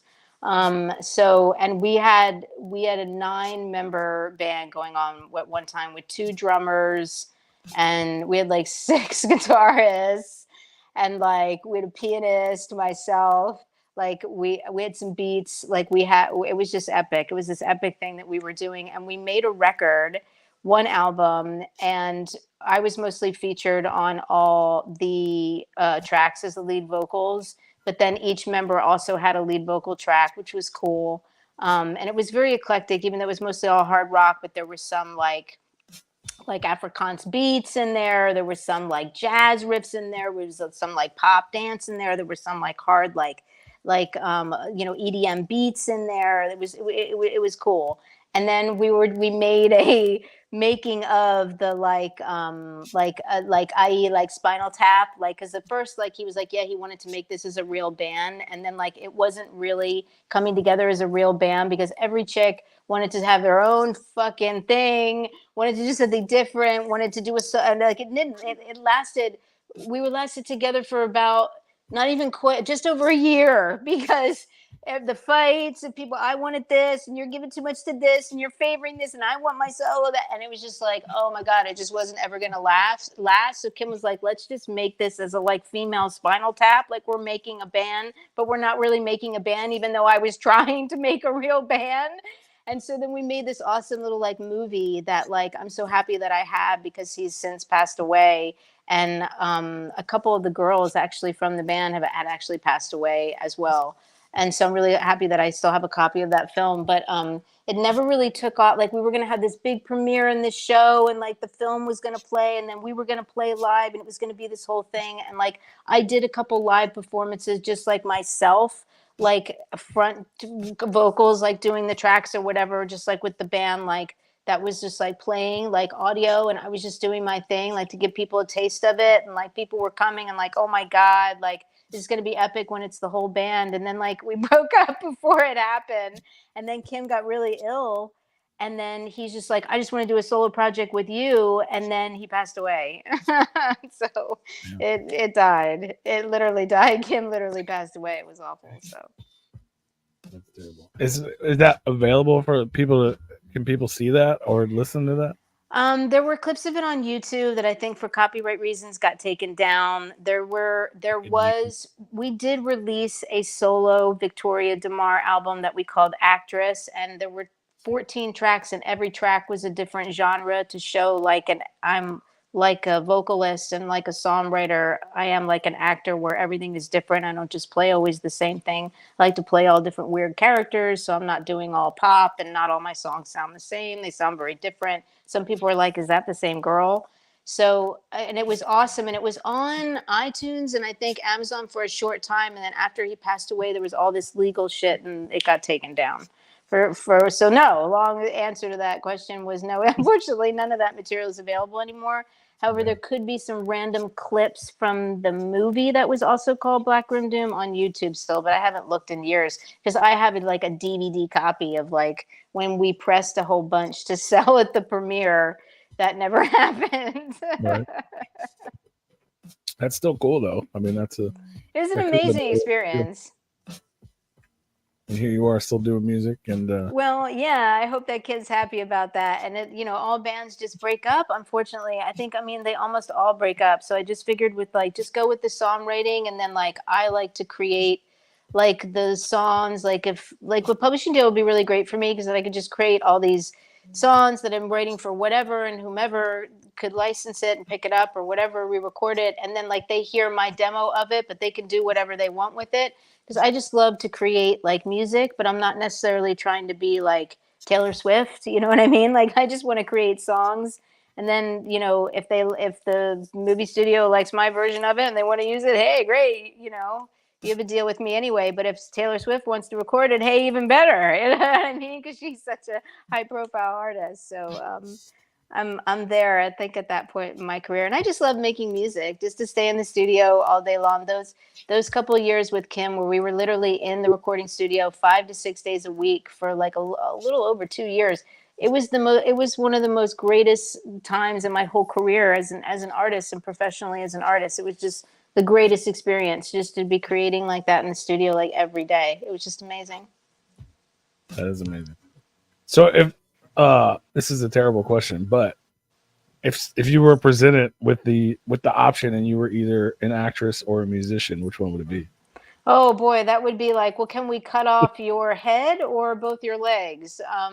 That would be really hard because I don't know. It would be like the peanut butter without the jelly. Like I don't know. That would be so hard. It would have to come down to finances. It would just have to come down to finances. Like how much? How much are you offering me to give one of those up? Because like music is part of my soul. It struck me as a little kid, like music in a way when I was like 5 or 6 years old. So like I don't know how I could ever give up music, and just acting has been like what I've done in my room with my imaginary friends also since I was a little kid. Like I couldn't imagine like when I'm not working on a movie, or if there's a time period with strikes going on and this and that where I'm not allowed to work and things are going on, and it was just like it just felt like I was being like tied up in a straitjacket when like I wasn't crazy. And so to not be able to perform and to read scripts and stories and create characters would be really hard. So it would have to come down to how much are you going to offer me to give one of those up? Well, you don't have to. I was just curious. I hope not. So with writing music and being an actress, do you also write like stories? You got a whole room full of scripts and character work or anything like that? Like, is that something you aspire to do as well? Well, I write a lot of poetry and I have a lot of short stories that I've written. And there's one script that I've been writing for myself, that I've been playing with myself, but it's actually playing a real person who existed. So that takes a budget and a good team. So that's something on the back burner for the future. But I would like to publish, potentially just self-publish a little book in the future of my poems and my short stories that I've written and the unrecorded songs that I've written that I'm not going to record, but so just publish the lyrics essentially. So that's something I'd like to do in the future. Yeah. Have you ever wrote a song as a character? Like, is there a Batty Boop song out there somewhere where you People have been asking about, like, I've written an original Christmas song that I'm releasing this year that's like a pop track with like a hip hop edge to it, but it has a throwback to the Motown 60s and 70s Christmas songs, original songs of that time period. And someone was like, "Oh, you should do a Batty Boop Christmas song." And I'm like, "That's interesting, like a Batty Boop Christmas song." And then people have asked me before, like, "You should just do a Batty Boop song." And I was like, "Yeah, I guess I could." And I was like, "That's actually a good, like, it's a good idea, but like, where would that be? Like, where would that go? It would just be like released as a single so people could just enjoy it, or like, I don't know if that could be licensed because I don't own the name Batty Boop." So I was like, I'm not sure how that would work, kind of thing. it would draw attention though, at least. I mean, that's Yeah, and I don't know if Full Moon could use it somehow because Full Moon is who owns, the character and everything. But I that's very interesting. I like to use different vocalizations in my work, and actually this was encouraged by Earl Simmons himself, the late DMX, God rest his soul, that I should come up with a rap, like, because I was doing different voices in this pop rap hip hop song, and he's like, "You have a niche for writing this catchy little crap that's popular now." And I was like, "Do I?" And he was like, "Yeah, you do. And like your little voice or whatever, like your voice sounds different. You can change your voice. I think that's from being an actor, right?" And I was like, "I think so." And so I created my rap alter ego was Vic ED, so like Vicky D, but not like Vicky, like Vic period E period D period. So obviously it would be pronounced Vic ED. And then but I was changed the voice to not being a little cute voice or not being a Batty Boop like voice, but it was like a low, like raspy kind of like voice. And like that was my rap alter ego. It was like Vicky D, baby. Yeah. So it was like different, you know what I mean? And he was like, "Oh," and he's like, "That's cool," or whatever. And so I put that little rap alter ego in one of the tracks of my new album, Righteous Cunt, that's out now. Cunt with a K, by the way. Cunt with a K. Yeah, we know.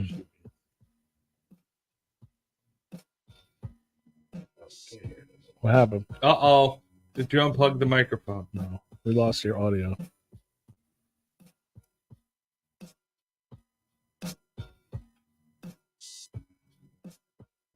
We lost your audio. Hello?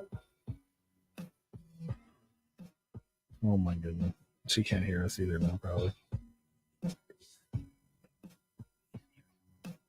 We cannot hear you. We lost you again. Things are getting intense over here. I don't know what happened. What happened? I don't know what happened.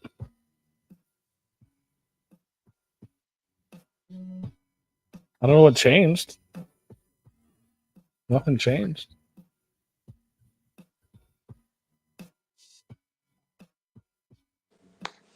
There we go. Yep. There it is. What happened? Did it come unplugged or something? I don't know. I'm having technical difficulties today. That's all right. Did it come unplugged or something? Now it's working best, I think, now I'm hearing best without it. So, we just roll with this. I'm grateful for technology that we can at least do this interview. Right. It's all good. Yeah. We got plenty of time. We'll power through it. Yeah, it's all good. Yeah, we got plenty of time. I have no idea what you said though. What was that? What was I talking about? Something about the album? Your rap persona? Yeah. Yeah, that you can listen to Righteous Got a raspy voice. Yeah. You can listen to it on soundcloud.com/righteouscunt. With a K. With a K. Does that make it more acceptable? I don't know. I just thought people would I think so, can't really write it with a C. It would offend too many people, unfortunately. So I just thought, well, I just put it with a K, so I'd be like, it's with a K. So I don't know. I like controversial shit. There's a track on my new album that's literally called "Fuck You" too. So I like controversy. Fuck them. I can resonate with that. Nothing wrong with that. Yeah, it seems like all your album, well, not all of them, but a lot of your album covers are like provocative or they have to be censored. Obviously, yeah. drawing attention to it.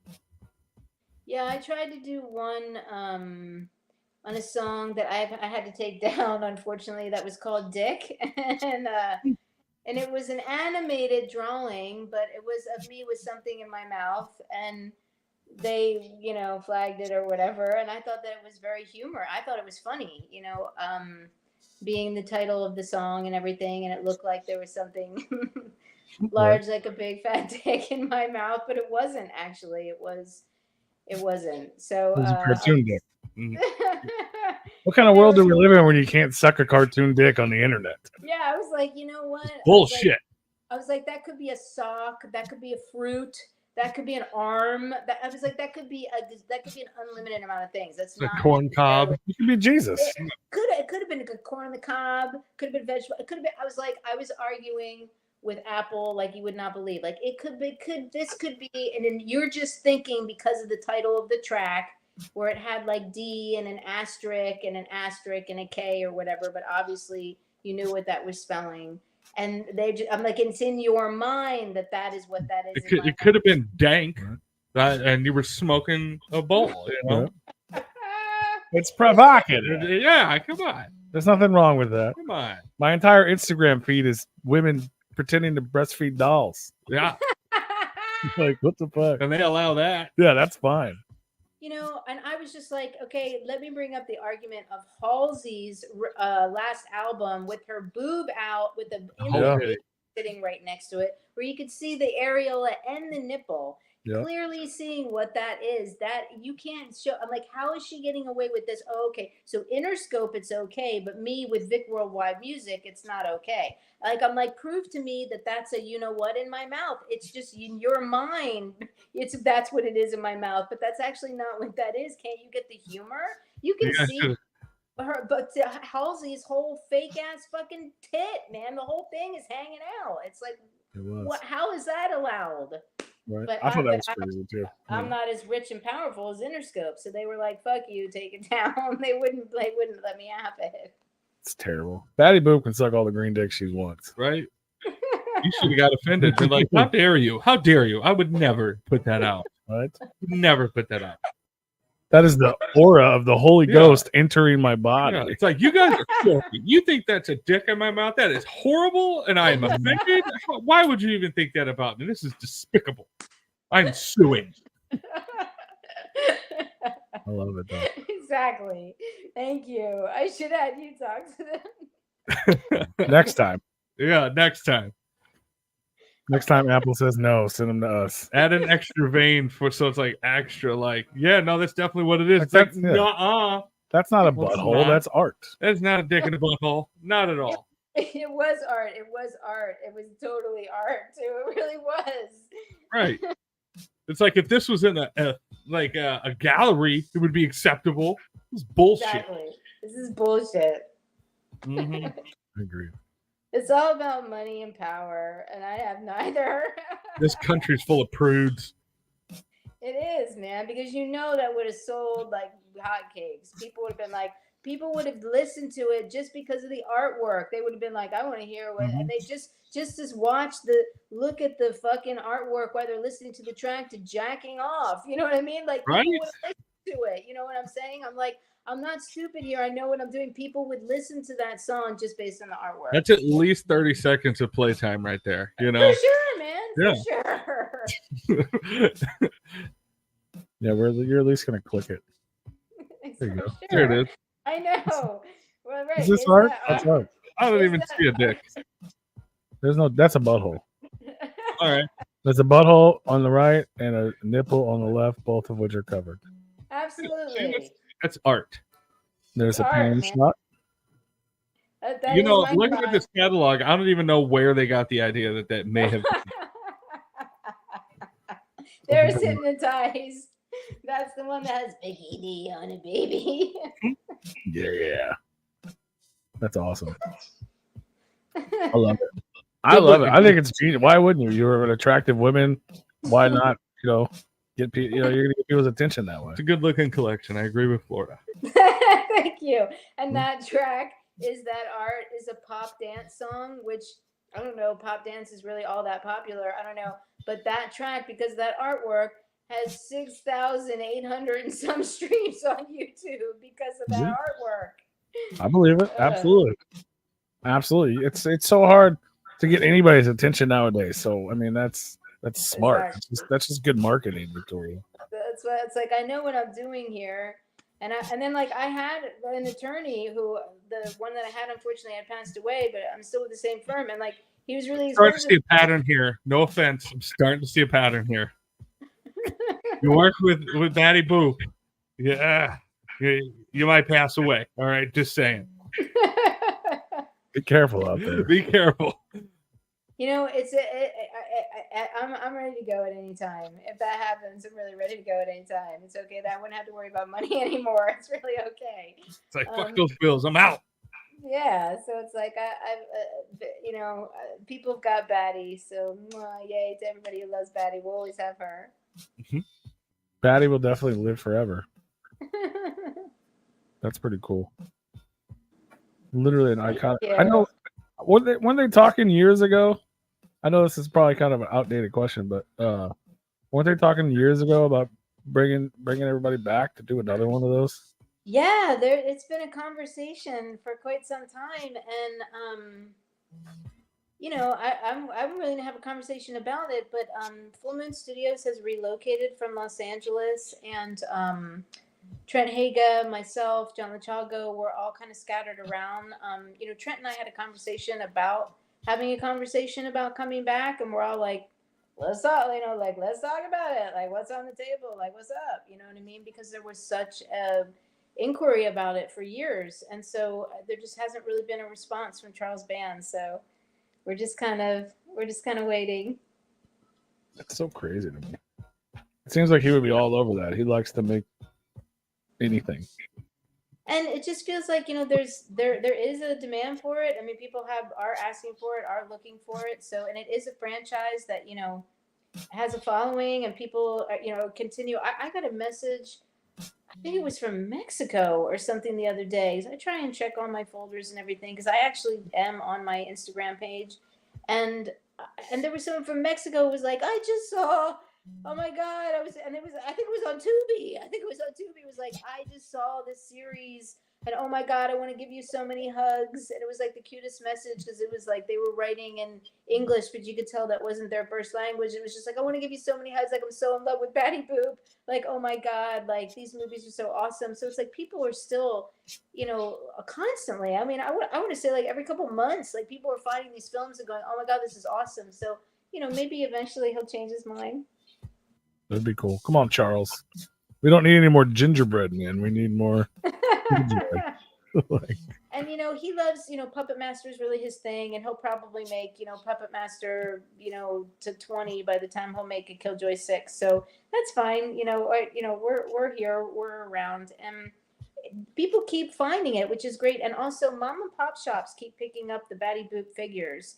I haven't seen the new Killjoy figures picked up in different mom and pop shops nationwide, but there's a Screamer Costumes or Screamer Costumers, which is like a big, like massive, like Party City style Halloween store that now has Batty Boop figures that they're selling now. I'm not sure. I think it's the $34.99 or something like that. I don't know what it is, but it's just wonderful that still so many people are continuing to pick up that toy and sell it, and he knows that. So I mean, there is still a demand for, at least for Batty Boop, and everybody loves Killjoy. Who doesn't love Killjoy? Right. Yeah, it's super. Yeah, it's definitely constantly growing.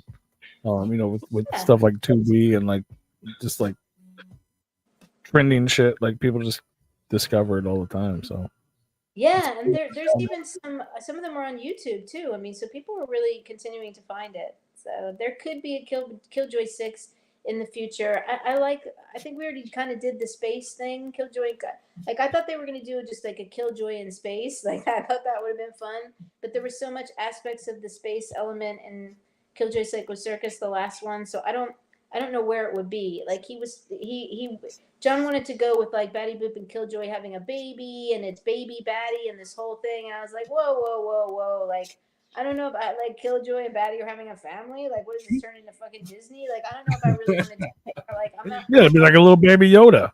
I was like, I'm not really sure I want to get into that. And then it's going to be, and he's like, oh, and then it'll be like a young actress or whatever because she grows so quickly or whatever. Like it's an infant. And then all of a sudden it's a 6-year-old and then it's a 14-year-old. And I was like, oh, great. Now we're going to have to interview all these child actresses and have all this child shit on set. I was like, this is turning, this is supposed to be like a horror comedy series. Like, I'm naked the whole time. Right? I was like, come on, like let's keep it what it is. Like him and his wife were having kids and this whole thing. So he was just like writing about like his life or whatever. And I'm like, let's not do that. Let's keep it like, because he was talking about having like a Batty Boop spinoff, and like Batty Boop, takes her villainness into the real world and onto Earth, and she's walking around as a human being. So you'd see VICTORA DeMare, and then you'd have clothes painted on me. And I'd still be naked, but you'd have the clothes painted on me, so it would look like I was wearing regular clothes. And then when I'd be back in my lair, then I'd be back all painted as Batty Boop. So I was like, that is really creative. That's really awesome. Let's explore that. And her like becoming like a serial killer and like taking people out, like seducing them and then like murdering them. I'm like, I love that. Let's do that. Let's get rid of the like having a baby and shit. Like, let's get rid of the family. Fuck them kids. Yeah,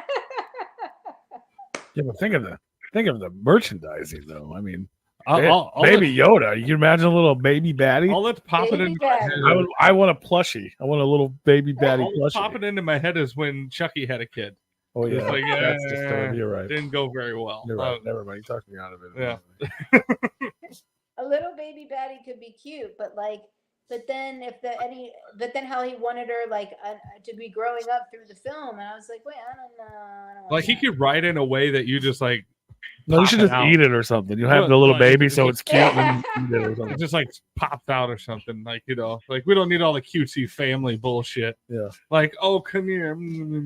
Or the fucker, what's the homeless clown? I don't remember his name. He steps on her or something. I wanted to keep it cool and like edgy and funny and sexy. I didn't want to go Disney. It's like she gets wet and it just pops out of her. Yeah, that would be cool though. I would watch that. Or even a Batty Boop like origin story, like the prequel.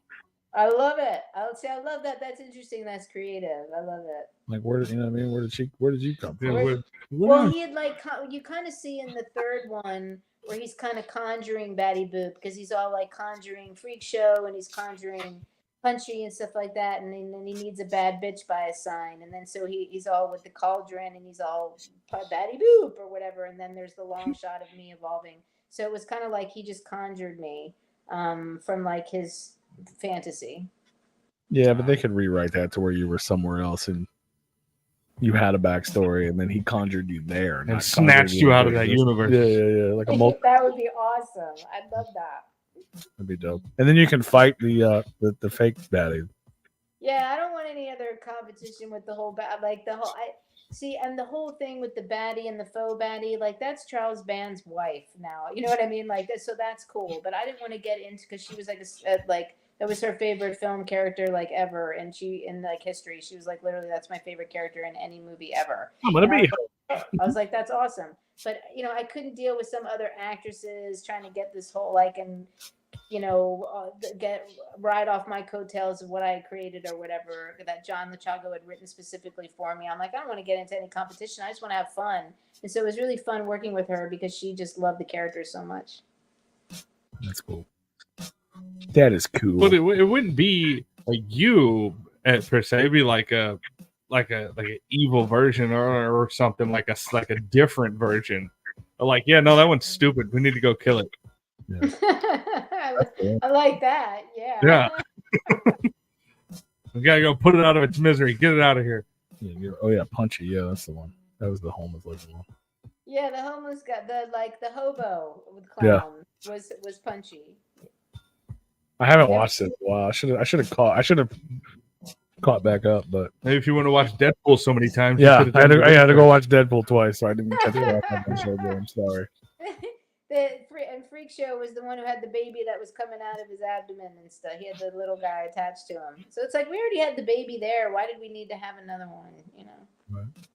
Victoria don't like babies. I am fully in agreement. Batty don't like baby.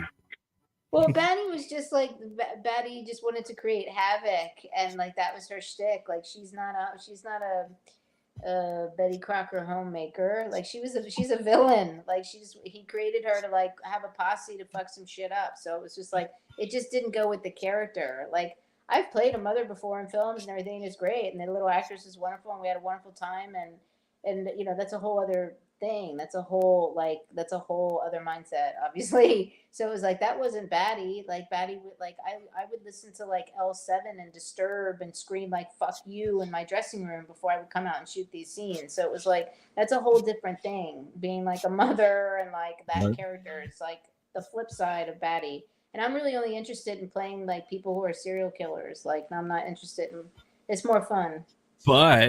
But what if the kid comes out and it's indestructible and it's even worse than Batty? Like, what if it just comes out and just fucks everything up? And then Batty eats it because she you try to eat it, but it won't die. And you're like, fuck, how do we get rid of this thing? And then I burn it. Batty can expel fire. Then I just burn that shit. I mean, I'm. Batty's like, bitch, you ain't fucking taking my screen time. Nope. The fuck out of here. Well, it's CGI. You don't have to get an actor in there. There you go. Yeah. Now with CGI, we have to deal. Yeah, look, like a little flying little baby demon thing. Yeah, we can't have kids on set. She's just naked the whole time. Yeah. Right. See, that was the whole thing. It was like, John, you asked me to play this role nude. Like, we can't have a little girl on set nude. Like, what the fuck is going on here? I was like, I don't want. This is getting a little too like. I like the idea of Batty having a baby and then not liking it and eating it. I like that. That would be fucking hilarious. Or you can just do a full nude Killjoy and like all the actors are nude. Like, yeah, but Charles the Band full can Killjoy. We still can't have a kid. Yeah, no kids. No kids. Well, they'll all end up on lists. Just a bunch of clown dicks. Yeah.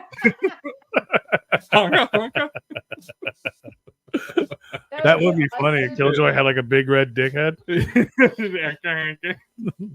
That would be awesome. And I know Trent would be into it, but Charles Band wouldn't be able to afford all those day rates for that nudity. And then you could do the soundtrack and you could put that big clown dick on the cover. Yeah. Yes. It's like a perfect circle. Yeah, the big, it's fucking honking. We're gonna get a dick on that cover one way or another. You're gonna get your dick. You're gonna get it. We're banding together. We're Charles banding together so you can get your dick. But the song I'd written that was called Dick, that Apple Woops fucking me over on, it was about a guy who was a dick, who like acted like a dick. So I thought it was also funny that there was a picture of me sucking a dick. It wasn't about me sucking dick. It was about being a dick. Well, now you just have to do one called Asshole about an asshole, and then you can put an asshole on the cover. Yeah, chocolate star. Yes. Switch it up. There is actually. You can call the song Stink Wrinkle. There you go. Actually, I think it was my 4th album that was called #Twat. There is the artwork of that is an ass. That actually is an ass. There was an asshole in the middle, and I put a picture of myself to cover the asshole. Like you portraying that you are the asshole. So that's art, dude. That's deep. It's so deep. It was a picture of me like sitting there with like, because I have a $sign for fuck money on my middle finger. I'm not giving everybody the middle finger. And I was sitting there like this, like in the picture, and it would cover it just made it really round, and it just perfectly covered the asshole. That's beautiful. That's beautiful. I love that. Yeah. And it was a man's ass. It wasn't a woman's ass. That's even better. That's fucking hilarious. I think it's still on Amazon Music. The album's called #Twat, and that artwork is actually an ass with my face in the middle. Fuck yeah. Somebody pull that up. I love doing provocative, like funny shit. Like in the music video of mine, There You Are, I pissed somebody off so badly. They were like, oh my God, are you on that in the cheerleading, stomping shots or whatever they were books. Was that a Bible that you were stomping on? And I was like, oh yeah, you caught that? Yes, I was stomping on the Bible. And they were like, oh, that's blasphemy. I can't believe anyone on YouTube would allow this to be out there. And they like freaked out on me because I was stomping on a Bible in my music video. Ooh. I'll give you a golf clap. Bravo. I thought it was funny. I think it's great. Fuck them. And it was all this like James Joyce literature and like Sound and Fury, like Faulkner and everything. And then all of a sudden on the side, right on the like in the foreground, you could see I put the spine of the Holy Bible where you could see it. And where it's like, holy shit, is that the Bible she's stopping on? She's making a statement, people. Let her make her work. She's a peacock. Gotta let her fly on this. She's upset. I like to fuck with people. I like to fuck The Lord people upset up. me. I love it. I absolutely love it. I think we need more of it in society. This society's gotten too soft. I agree. People need to laugh more and just like get their own dicks out of their asses and just laugh more.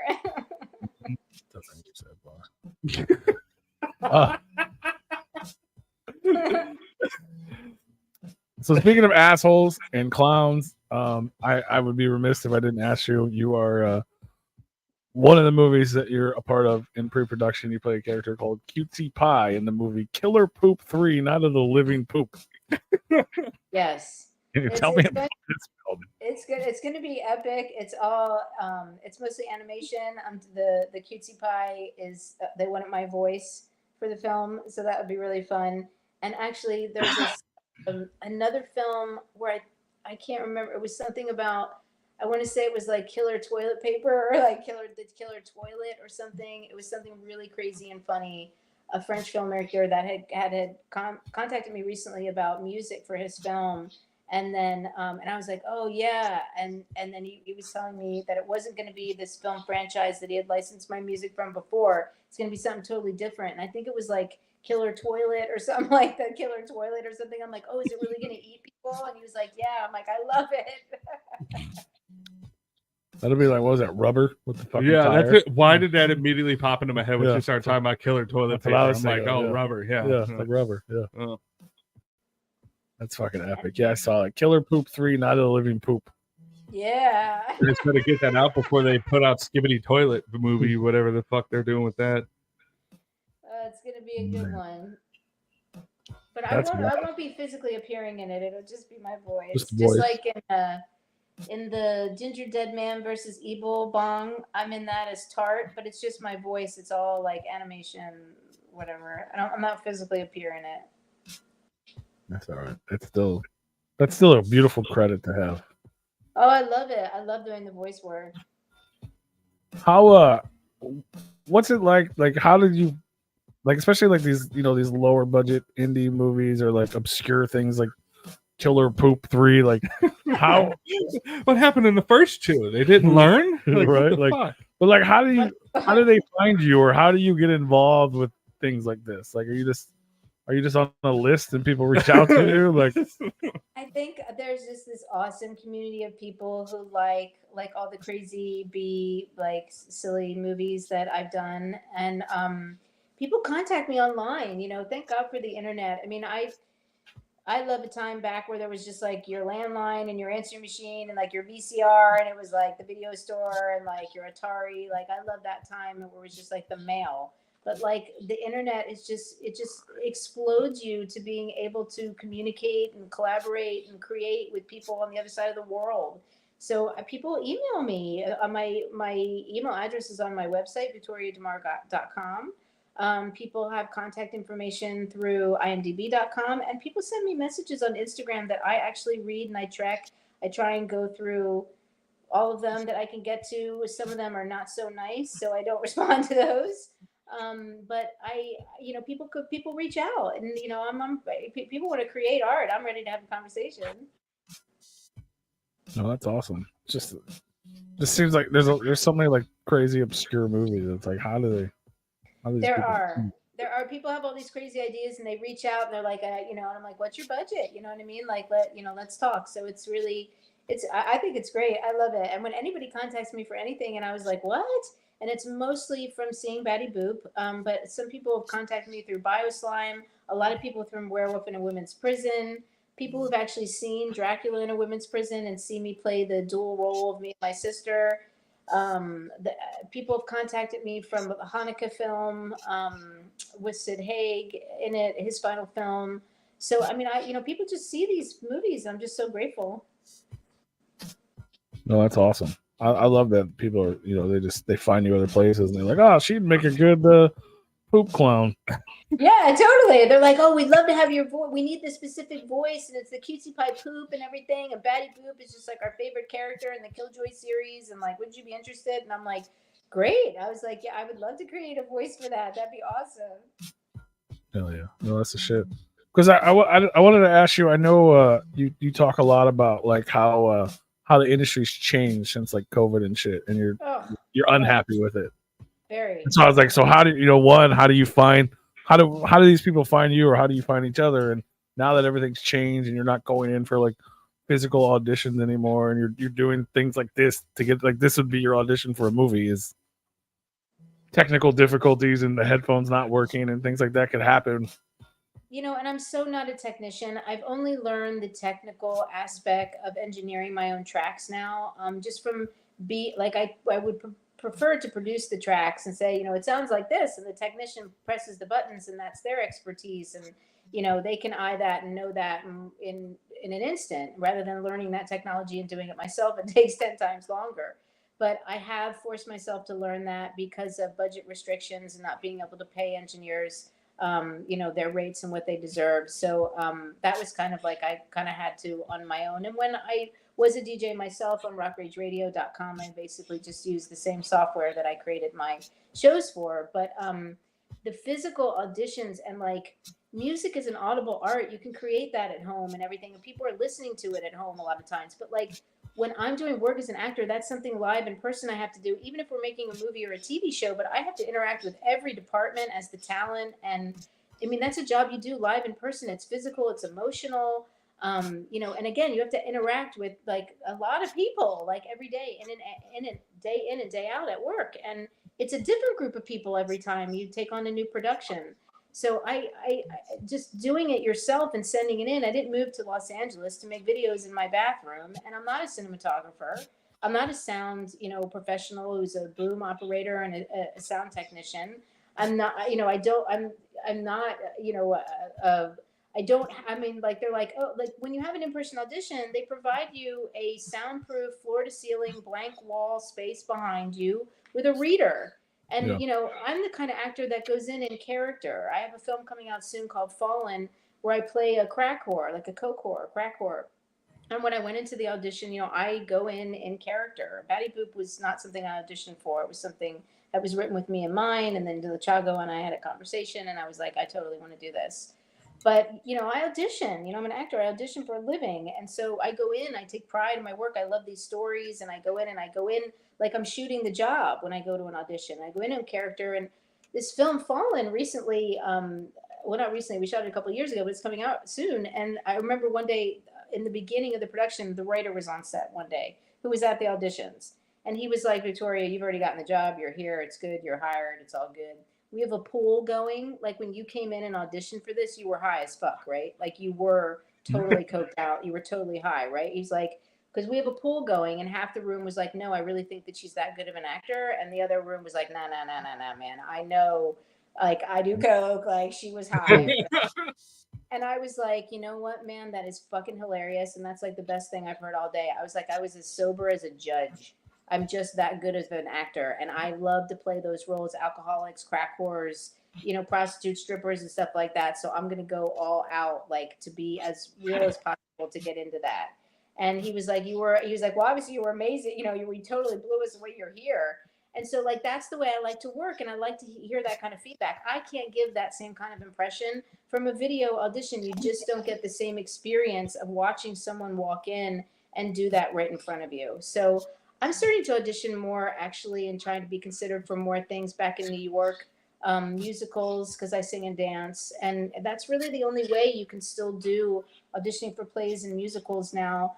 That's the only way you can still do standard in-person auditions. You don't have to do things and like make a video and send it in. And then also like I just don't think it's conducive to kids coming out of college and film students and stuff like that, who are working with actors, because then you get like a 2-week deadline to create your video, and people are editing stuff and using filters and this and that. And when you go to perform on set, you have to do the work live, and then it's created later for the medium of film. But you need to do that work live, and you have to show up on time for your call time, and you have to work long days, and again, interact with every department on set with a lot of people. And if you don't have someone practicing showing up to an audition appointment and interacting with those people and having their work prepared and showing up on time and being able to perform live under pressure, and they're just creating videos at home in their apartments, they're going to have a rude awakening when they get on set. For sure. Yeah, because it could go both ways. Like you'd have someone like you who works better with people. You don't have anybody to feed off of or interact with, or you can have the people that are at home and they're comfortable by themselves, and then they get out there and they're just a fucking wreck. I think that's kind of it could almost be said, I mean, not in the same caliber, but that's why we do it all in person. We do this in person. Like we're all in the same room. I know it doesn't look like it, but we all are in the same room. I love it. Because like I live far away and they live pretty close to each other. So I could, I've tossed the idea of like, hey, I could do this remote, but it's not the same vibe of like, whether we have a dull show or not, it's still not the same vibe that we have when we're in the same room together, reading our body language and all that stuff. It's just an energy that you don't have through a screen. Absolutely. And when you're shooting film productions, you're working 12-hour plus days, and you have to work with a lot of different people, a lot of different personalities, energies, long days, long weeks, months, or whatever you're doing. And I don't understand these really big budget productions that have these major budgets and hundreds of thousands or millions of dollars on the line. They're going to hire someone they've never met in person and physically interacted with in the same room, and they're going to pay. Are you crazy? You know what I mean? Like someone you have to depend on for weeks or months, and like you have to work with and interact. Like I totally agree. Like especially with film, like the work has to be done in person, and it doesn't save money to do it remotely. I've auditioned in people's bedrooms, living rooms, garages, driveways, conference rooms, their office of their day job. I mean, I'll come anywhere to do it in person, so you can meet me as an individual, interview me as the artist that I am, and see my work and see what you're going to get every day for 12 to 15 hours a day for however long you need me, and that I'm going to show up on time. And like, there's little things when you're working with people long days and in close quarters, like hygiene. Like you don't know if someone's sending in a video audition if they they didn't take a shower that day or whatever. But if you have to work with them for 5 or 6 weeks for 5 to 6 days a week for 12 to 15 hours a day, and they don't shower, that's going to start to piss you off. Especially if you have to do a nude scene or a love scene with them, and you don't know that because you didn't meet them in person to see if they showed up and they had good hygiene. I mean, it's things like that where if you're working with someone in person, you got to meet them in person, bro. Like you can't do this remotely. And I think it's going to cost productions more money because people don't show up on time. You don't know. You didn't give them an audition appointment. You don't know if I get naked with Stinky. They're going to show up late and stinky. They're not. You don't know how they're going to prepare their work. You don't know how many weeks and if they edited together that tape. Well, that's something done in post-production. You got to do all the work right there in person live for them to catch that on the camera. You can't have to be all edited, like you need to do it live, bro. And it's like, you don't know if someone's going to show up on time for their call time. They're going to be showered, brush their teeth. Like they're going to be prepared. They're going to know their lines. They're going to have ideas. They're going to have their work down. They're going to know who they're bringing to life off the page. Like you don't know that from getting a video audition. And I would think, since I produce things, that I don't know if they're going to show up it was a great video I'm watching, but this is the age of technology, man. A little kid could make a great video. Like, this is fucking ridiculous. I want to meet the professional in person. I'm going to be signing the checks to, and I want to see if they can do it right in front of me. Like, when I have auditions for session work as a vocalist to sing other people's songs, most of those auditions, they want to hear you sing a cappella. They don't give a shit what you're singing, but they want to hear your voice in person, standing in front of them and singing that song a cappella. And they don't hire people like they want to hear your demo and your tracks or whatever that were produced and edited in the studio. No, they want to hear you come in and sing right here and now. When Kim Fowley had auditioned me, he wanted to hear me sing right here and now, like a cappella. Let's hear it. Let me hear your voice. So these people who want to hire actors that make videos, it's going to cost you more money because someone's going to show up late and stinky and unprepared and they suck, but they make great videos. And then you're like, fuck, now we have to pay everybody for this day and the next day and the day after that while we replace them. And it's going to end up costing your production more money.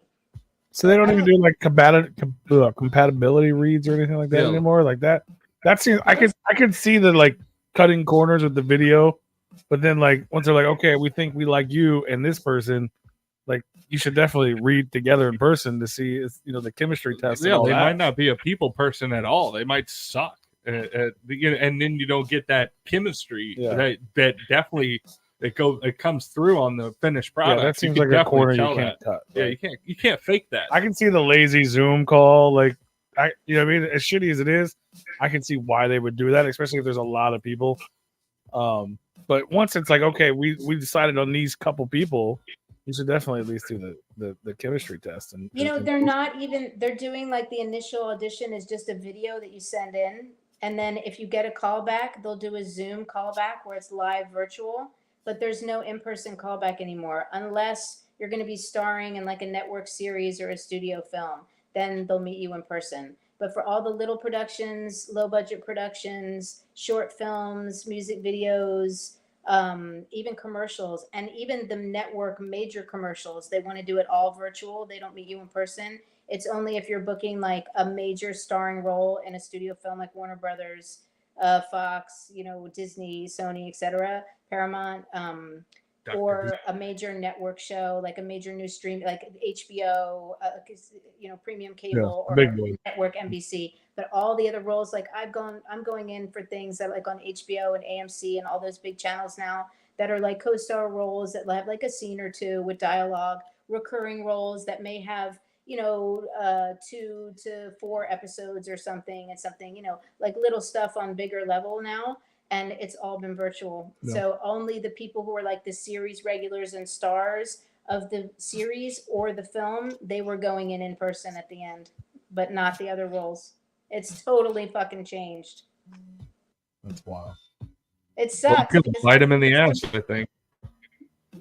It's crazy that you just so happened to mention that, because I watched a video yesterday. I watched Adam Savage from Mythbusters. He does YouTube stuff, and he was talking about how production has changed as far as like reality television goes. Is that they're cutting so many corners that it really stifles the creativity of the writing team and the production team.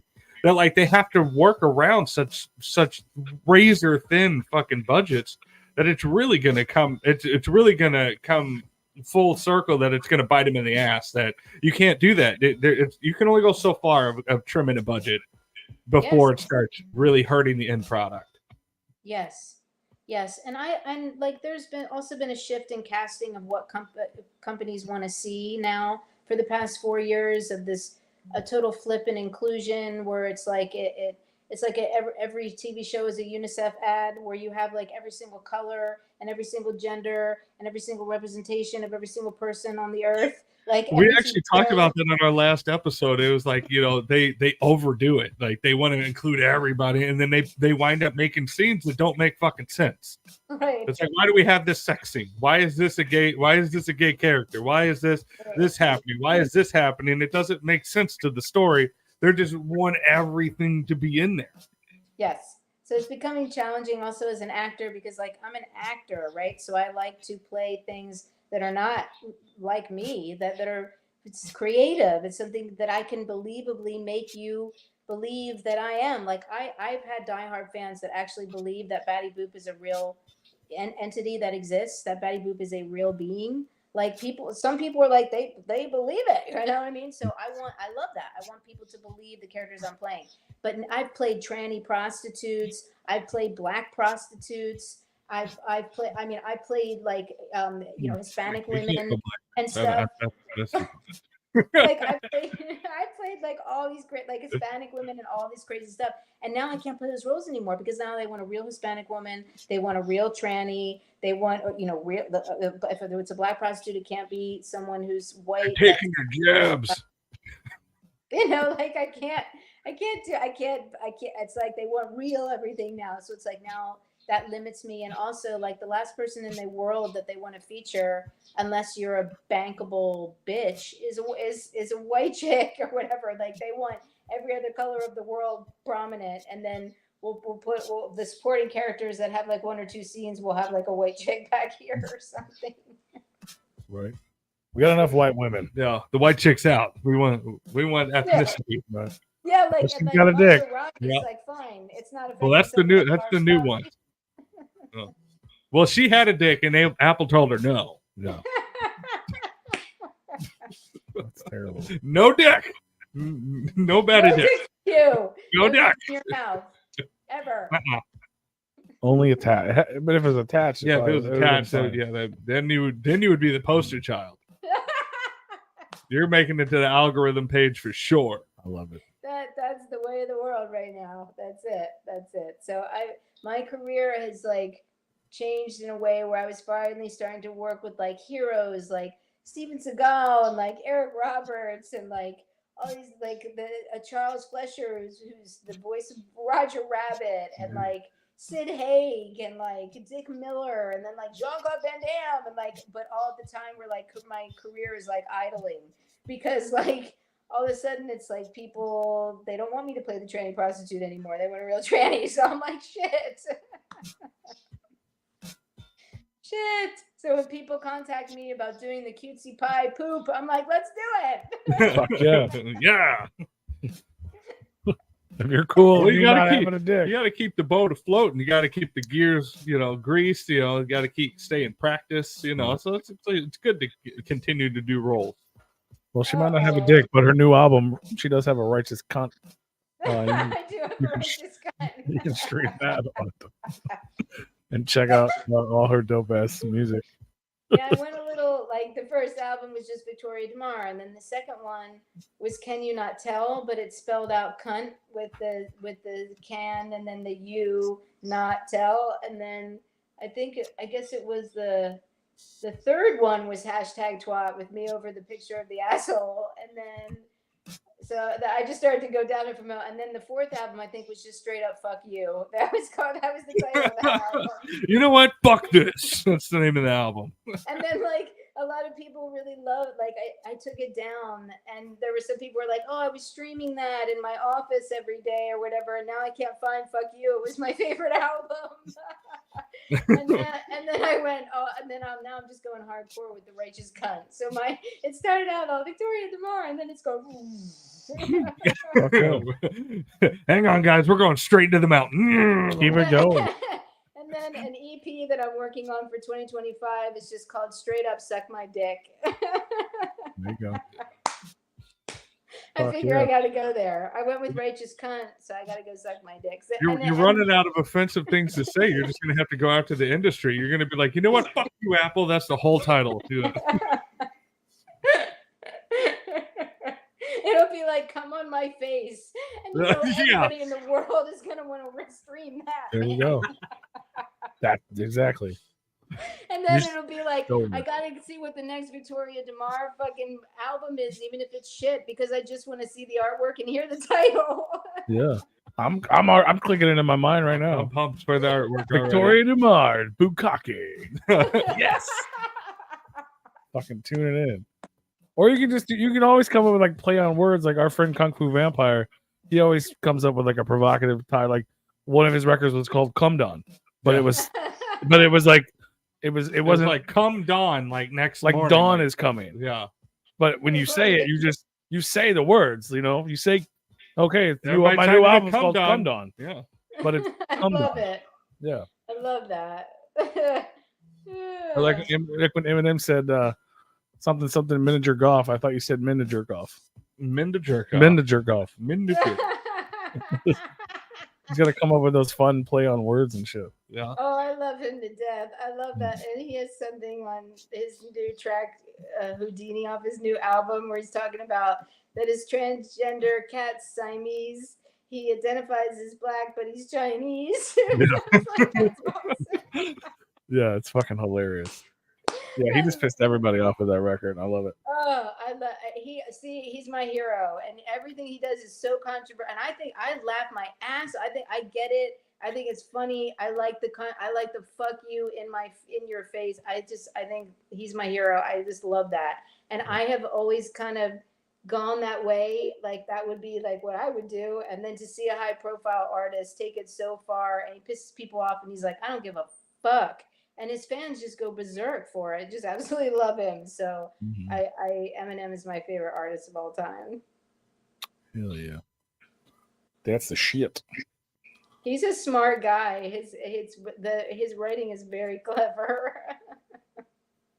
Extremely clever. I heard him say that his track Rap God was initially a freestyle. I mean, he's a real freestyle motherfucker. Like, I don't know if you guys freestyle. I know some freestyle artists who are amazing. I am in awe of freestyle artists. It is so fucking hard to do. You have to think so far ahead. Your vocabulary has to be at the tip of your tongue. You have to be so ultra fast. And he's literally the god of freestyle to me. And I heard him say in an interview that his track Rap God, because someone asked him, how long did it take you to write that? And he was like, it was 10 minutes. It was a freestyle. And I was like, what? That's crazy. So that's he's so smart. You have to be so smart to do that. And I was working with an amazing artist out of Detroit also, actually, called Mojo King Wojo, who's very highly featured on my new album, Righteous Cunt. Everyone can stream it for free on SoundCloud. And he's so awesome. And he's such an awesome freestyle artist. And he was like, come on, Vic, you can do it. And I was like, maybe I've smoked too much weed or something because I just can't fucking. I can't fucking think that. I mean, I can write it down. I'm like, I write everything down that I record, all the parts and all the music and everything. I could just off the top of my head like that. I'm like, I could freestyle like 8 bars, but then I have to practice those 8 bars like crazy. Like I can't. I'm not a freestyle artist, so I'm in awe of people who can do that. I bet Vicky ED could pull it off. Vicky D might be able to get it, yeah. It's such a Juggalo rapper voice. Juggalo rapper. We literally make fun of Juggalo rappers, and I use that voice. I'm so wicked, I'll cut you. Yeah, that fucking shit. Yeah. That's what you should do. The Juggalos would love you. You could dress up like Batty Boop and fucking. They would love me. You know who I always loved, and it was some of my favorite in live is the Slipknot live is insane. And they're great. Oh my god, they are so. I saw them for the first time live, and then became a fan of their music after that because their live show was so insane. And I just stood there like the whole time watching it. It like freaked me out a little bit. It scared me a little bit. It turned me on a little bit. The music was just insane. I couldn't understand anything that he was saying, but I fucking loved it. I was like a couple words I was getting, but like the rhythm and the melodies, I was like, I love this. I just fell in love with Slipknot live. Then their sound, like you can hardly understand what they're saying, but I love it. Get my time. Yeah, I love Slipknot. Yeah, Corey Taylor's amazing though, because he can actually sing. He's not just screaming. Yeah. Yeah, I mean, like, it's just another like. I met David Draymond, who was the frontman of Disturbed. I was a big Disturbed fan back in the early 2000s, and I met him personally in a nightclub where I was working at the time, and he was such a nice guy, and I was always impressed how he can go from the like low to like in the same bar, and I'm like, that is some vocal shit that you're doing there. It's amazing. That's fucking awesome. I wanted to ask you about the what's it called, the Excalibur mixtape. How did that come about? Oh my god, that's so amazing. So a friend of mine I'd worked with on the Rideshare Killer with Eric Roberts was trying to submit music, was telling me through Instagram he was trying to submit music to DMX's new mixtape. And I was like, no, you're not, because DMX doesn't put other artists on his mixtape. And he was like, well, he is on this one. And I was like, what? And I had missed it in DMX's stories and on his posts or whatever, that he was taking submissions for a mixtape. And I was like, oh, and I was like, well, I should submit because I worked with him on a film and I had music in that film. And he did not. And I was teasing him. And I was teasing him about like, well, like Curtis Jackson like has a track on there, and like 2 Chainz has a track on there or whatever. And he's like, I don't care about 50 Cent and those motherfuckers. And I was like, okay, never mind. And I was just trying to be funny. And he didn't think it was funny, I guess. And then when my friend was like, oh yeah, I'm trying to submit, and then he was like, I got a response.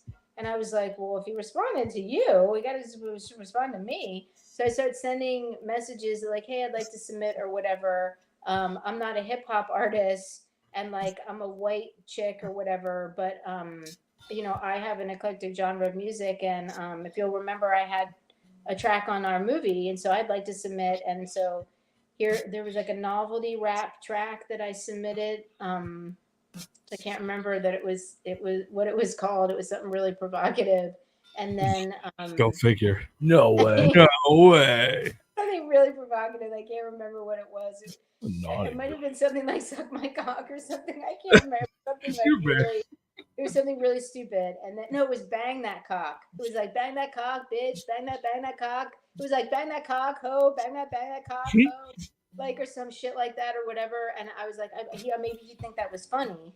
And then I submitted a more serious one that was like a hip hop dance track with like a really heavy dance beat that was called Flipside, that had just like a low, like whatever, like low tone or whatever. It sounded just like a pissed off like girl or whatever. It could have been a guy, but it wasn't so like the other one was like cutesy. And he was like, yeah, not bang that cock. No. Like, I listened to the other one. And I was like, oh, I thought maybe you'd think that was funny. And so, no. And then he was like, he liked Flipside. And then he wasn't getting back to me. And so I was like messaging him. And then I was trying to make up little raps. Like, if you choose my track, it'll be all that. Like, so I was like sending him these little like vocal like messages on like Instagram. And then it was like, I think it was literally like on Halloween for like a couple weeks or whatever. And he was reading them, and then he'd press a little like ha ha ha emoji or whatever, laugh emoji, or he'd like it or something. But he wasn't responding, and I was like, well, what does that mean? Am I on it or not? And then it was like Halloween. I get like this message on my phone that like, all right, kid, you're in there. Like, you know, send the master this email, whatever. And like you have to, like, when a producer is doing like a mixtape or whatever, and they're collecting songs, there's licensing fees for all that. And I was like, oh, great. Now here comes the licensing fee I'm not going to be able to afford. Just someone like that, I was like, it's going to be like $5-10 grand. I mean, he's fucking DMX. He's one of the highest selling rap artists of all time. And it was like really affordable. And I was like, holy shit, I can afford that. And he's like, I know you can. And then I was like, oh my God. So I'm in. And he was like, yeah, you made it. And I was like, I'm the only white chick. Am I the only chick at all? And he was like, no. He's like, this is DMX Excalibur is a worldwide compilation. And there were 55 artists, and there were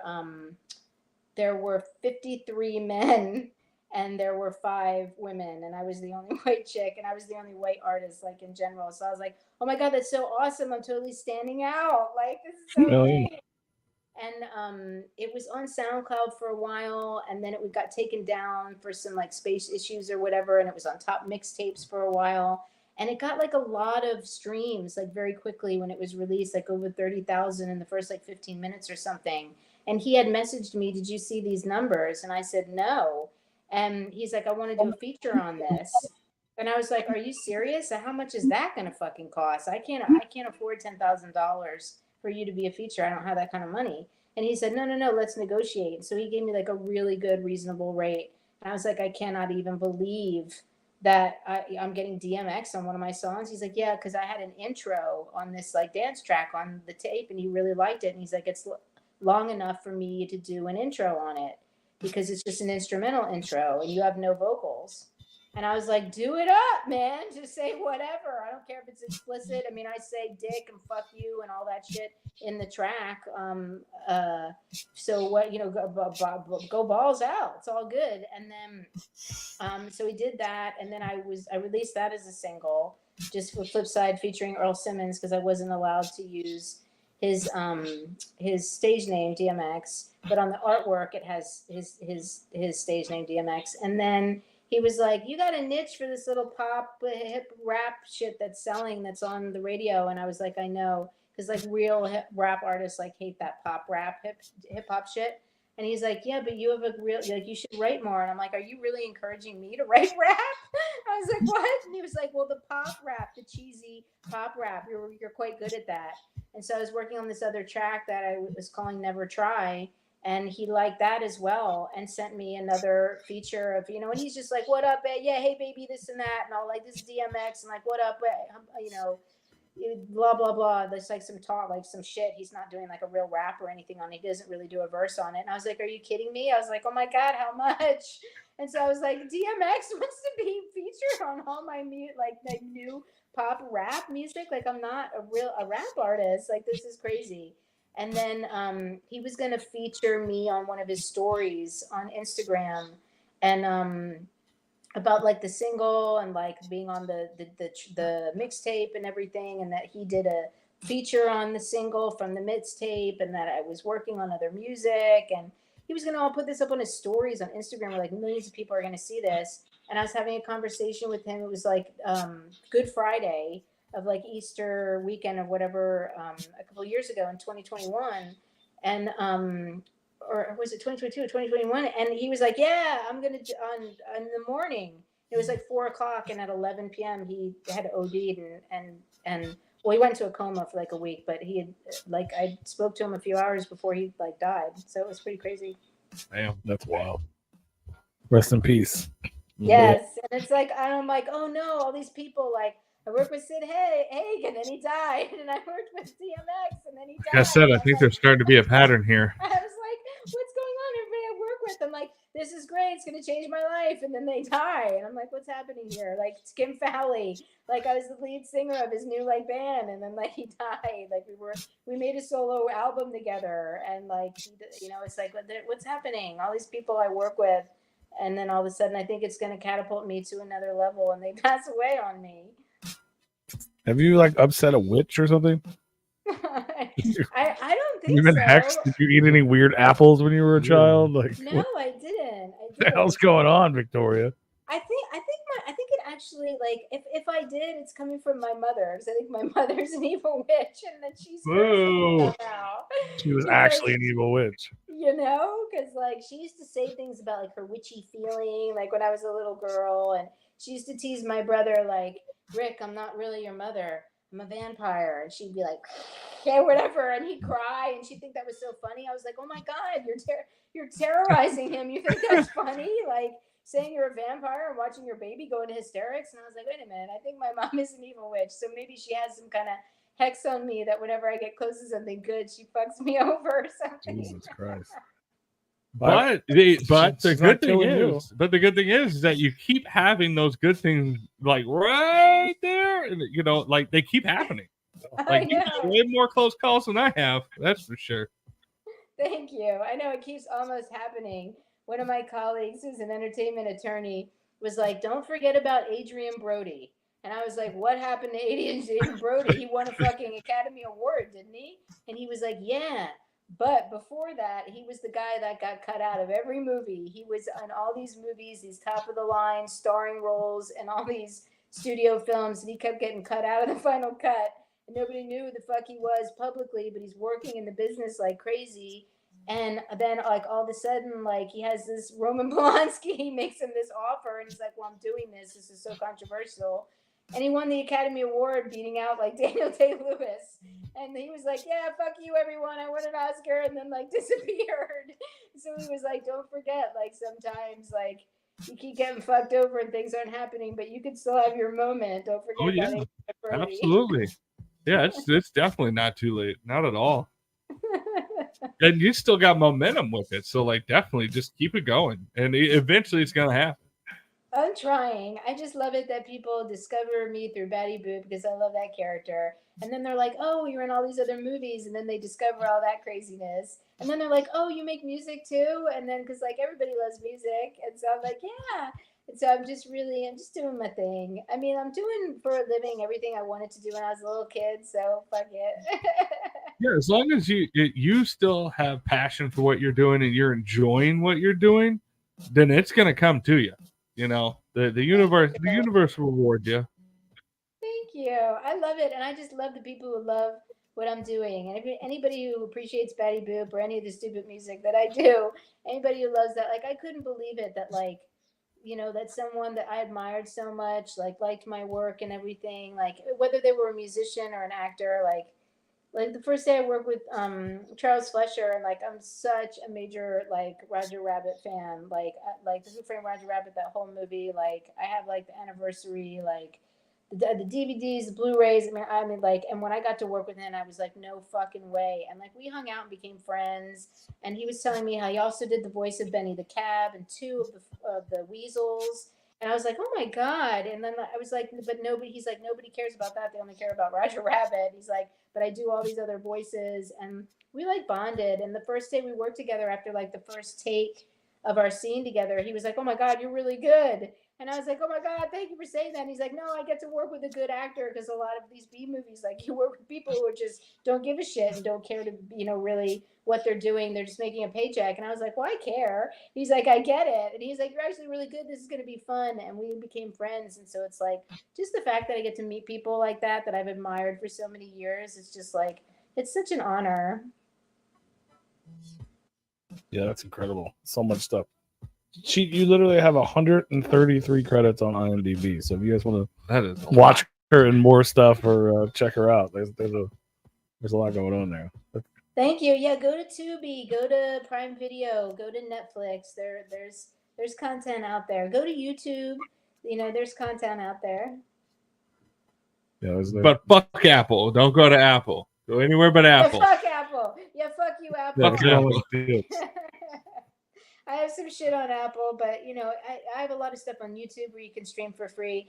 SoundCloud.com/Victoria DeMare/tracks. You can stream a little taste of 20 or 21 tracks of all 5 of my albums. Some of the songs that are in movies that are out and are coming out, you can listen to for free. And SoundCloud.com/Righteous Cunt is the new album.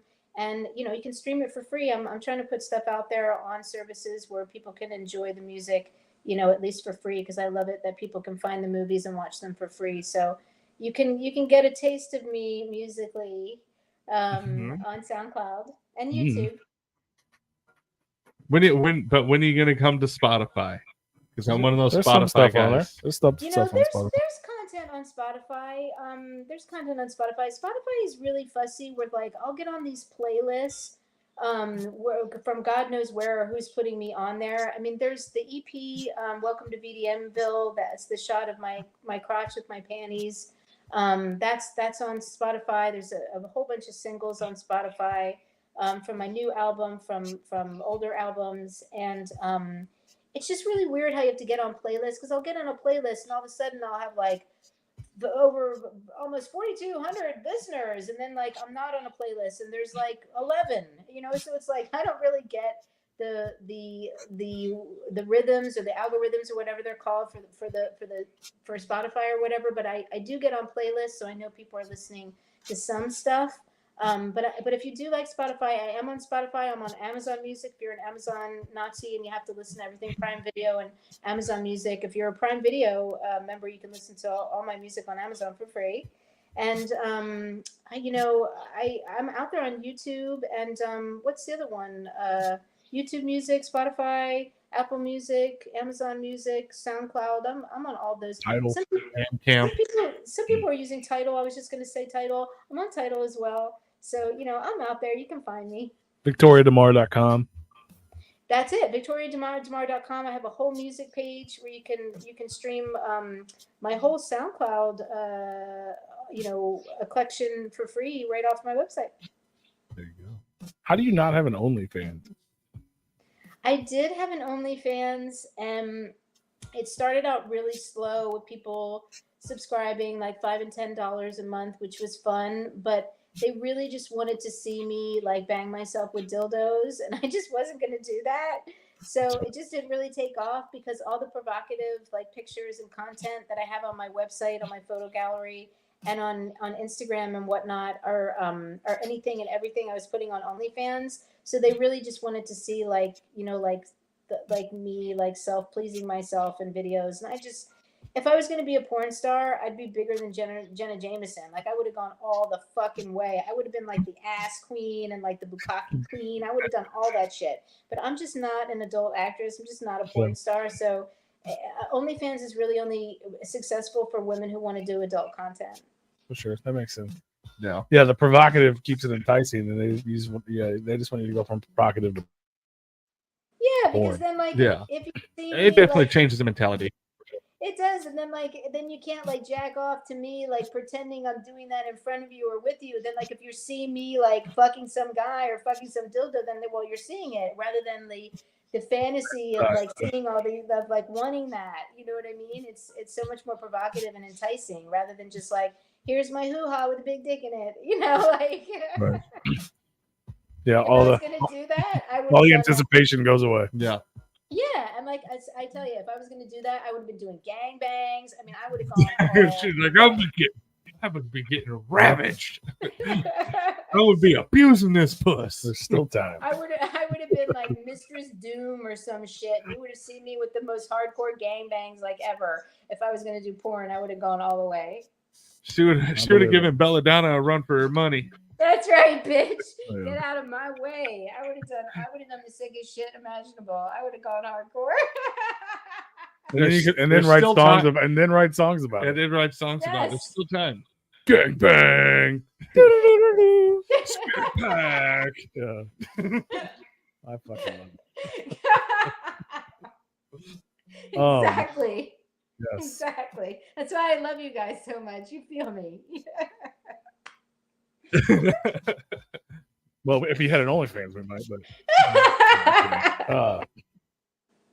but people were like, so this is I'm gonna when I would post things on OnlyFans, they'd be like, what the hell is this shit? I already saw this picture on Instagram. I'm like, I know, I shouldn't do this. Yeah, but I took the rose off.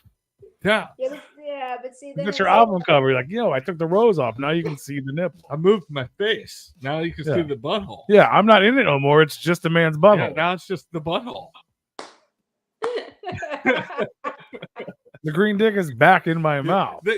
This is what they wouldn't let you see. That's the uncensored version. Yeah, this is the provocative. This is the. This is what. But yeah, I bet there's a lot of fucking weirdos that would pay a lot of money to watch Batty Boop do some weird shit. Oh yeah, you'd have to paint up green all the time. Then Charles, exactly. You're doing what? You'd have to invest in a green paint company. Like, you know what? We're just gonna do a partnership. You're just gonna sponsor me. Just send me a fucking pallet. This Monday, live on Victoria DeMare's OnlyFans, Batty Boop and the Hulk. Yeah. Batty Boop and the Hulk. Yeah. That's awesome. My face is Batty Boop versus the Hulk. Keeping it green. Yeah. And then Kermit shows up. And then Shrek gets there. Yeah. Yeah. That's just me painted green. Yeah.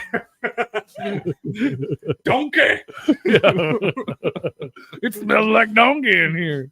She goes, all right. Now the donkey has to go. That's a little too far. OnlyFans will kick me off. That's a little DeMare. That's a little DeMare. We've gone too far. We've gone too far. That would be awesome. That's hilarious. Jesus Christ. See what happens when you don't hang out with us for 4 years? Damn. I would love to have the Batty Boop gangbang with Shrek on the OnlyFans page. We'll do a special paper. Everybody's green. Anything that's green. Yeah, who's a green character? Come on in here. Come here. I got another hand. I'm literally picturing fucking. Like, the Grinch who stole Christmas. I'm here for the gangbang. Oh my You gotta God. get the Grinch because he's green. You gotta get Oh yeah, he's the one that starts it. Yeah. He's a freak. Oh, he is. Oh, he's a freak in the sheets. He's got. Sure. Do you see how long his fingers are, bro? The Grinch is getting in there. That could be some freaky shit with that. Oh yeah, the finger enters, and before he gets in the room, and he just keeps on coming. Oh, you know? yeah. Literally. I did this pilot for this. I did this pilot for this comedy one time where I think the trailer is still on YouTube, but we never finished it. Where it was like something about under the skin or something about skin, and there was a scene where it was like supposed to be a comedy of shooting like porn and people saying like funny things, and I walked in at one point and the guy I was supposed to shoot the scene with, I tripped over his dick because it was so long until it like got whiplash and like fell into a wall like Benny Hill style. That's and that just made me think of it when you were talking about the Grinch. Come on with his long ass fingers. That's funny. That's fucking hilarious.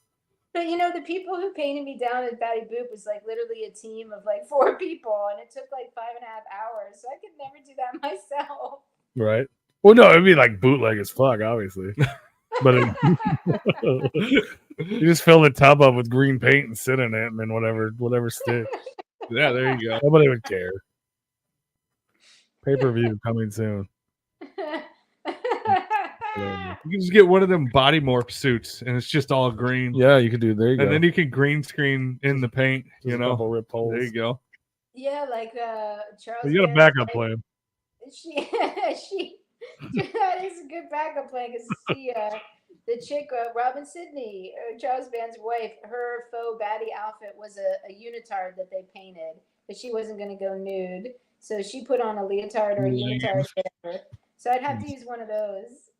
Yeah, there you go. We'll figure it out. We'll make it work for you. we'll iron out the details. We're all in this together. Yeah. I feel invested. Yeah, you know, this sounds exhausting for you, but yeah, you got a lot of work ahead of you. But you know what? We'll help you. It's all about the journey. The journey. It is the journey. And it's the fruits we make along the way. It is.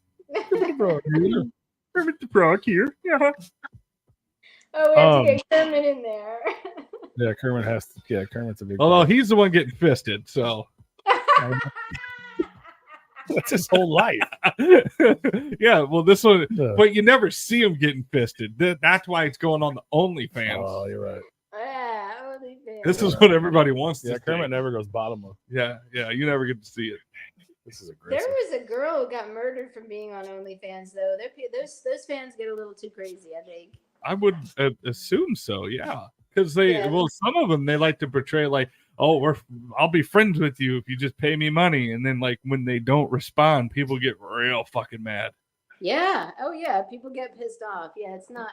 That's a dangerous business. Mm-hmm. Fucking hilarious. Holy shit. Okay.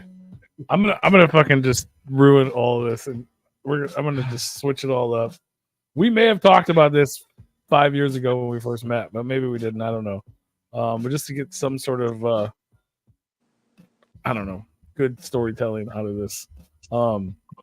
Basically, I want to go back in time.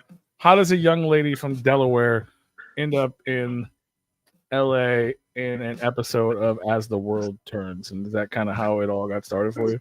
Oh, good question. Yeah, my uncle, who was more like a father to me than my own father, who was his younger brother, was a director for daytime TV. As the World Turns was one of the shows that he had worked for. So I had always wanted to be on it. And my older sister had aspired to that as well. And she actually went very hardcore into daytime, into production.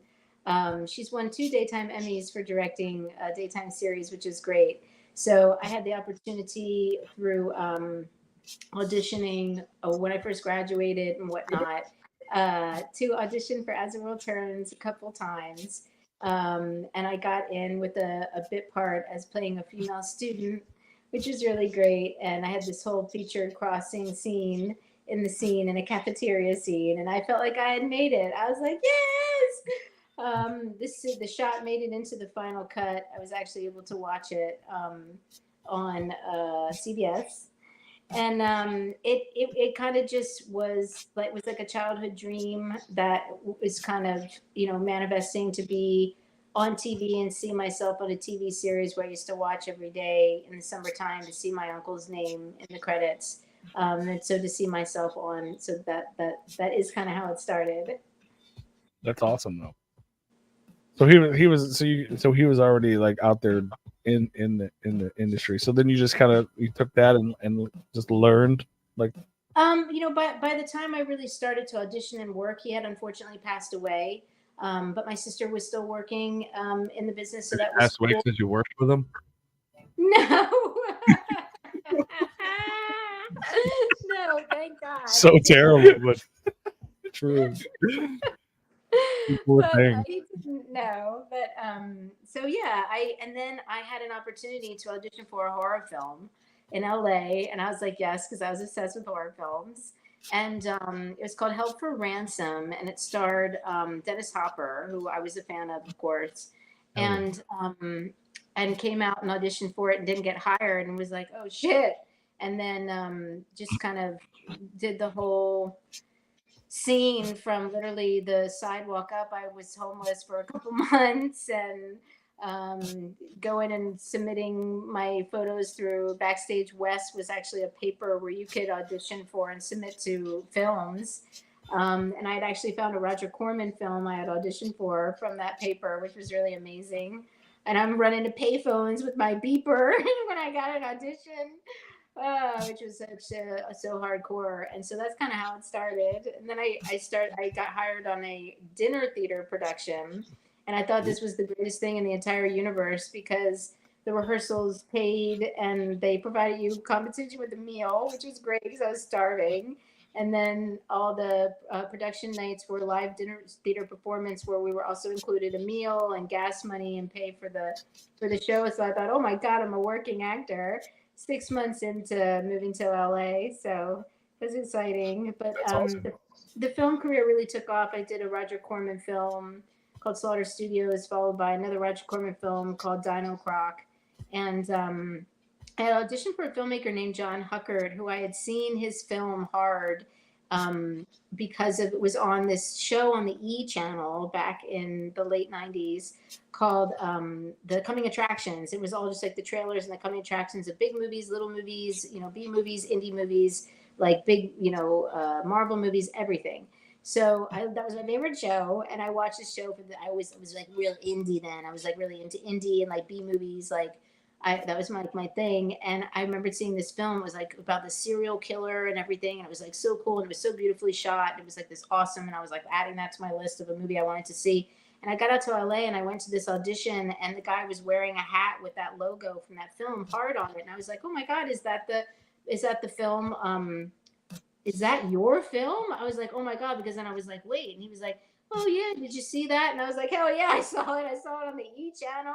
I saw it in theaters, like in New York. Like, yeah, I saw it. And I was like, oh my God, that's your film. And I was like, this is a sign from the universe. Like, I'm sitting here auditioning for a filmmaker that I saw on TV, that his film, and like I loved his film, and I can't believe I'm sitting here.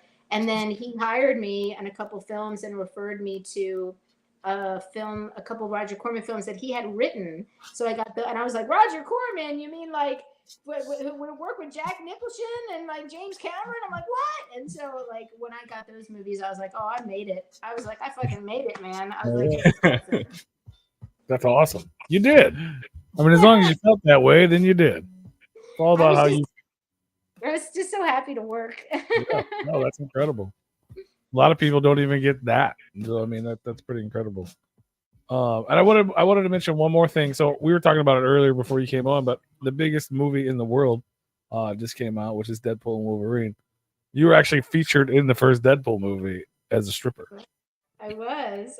Unfortunately, the scene was cut, and it's not in the special features either, because I made sure I got all those to see if it ended up.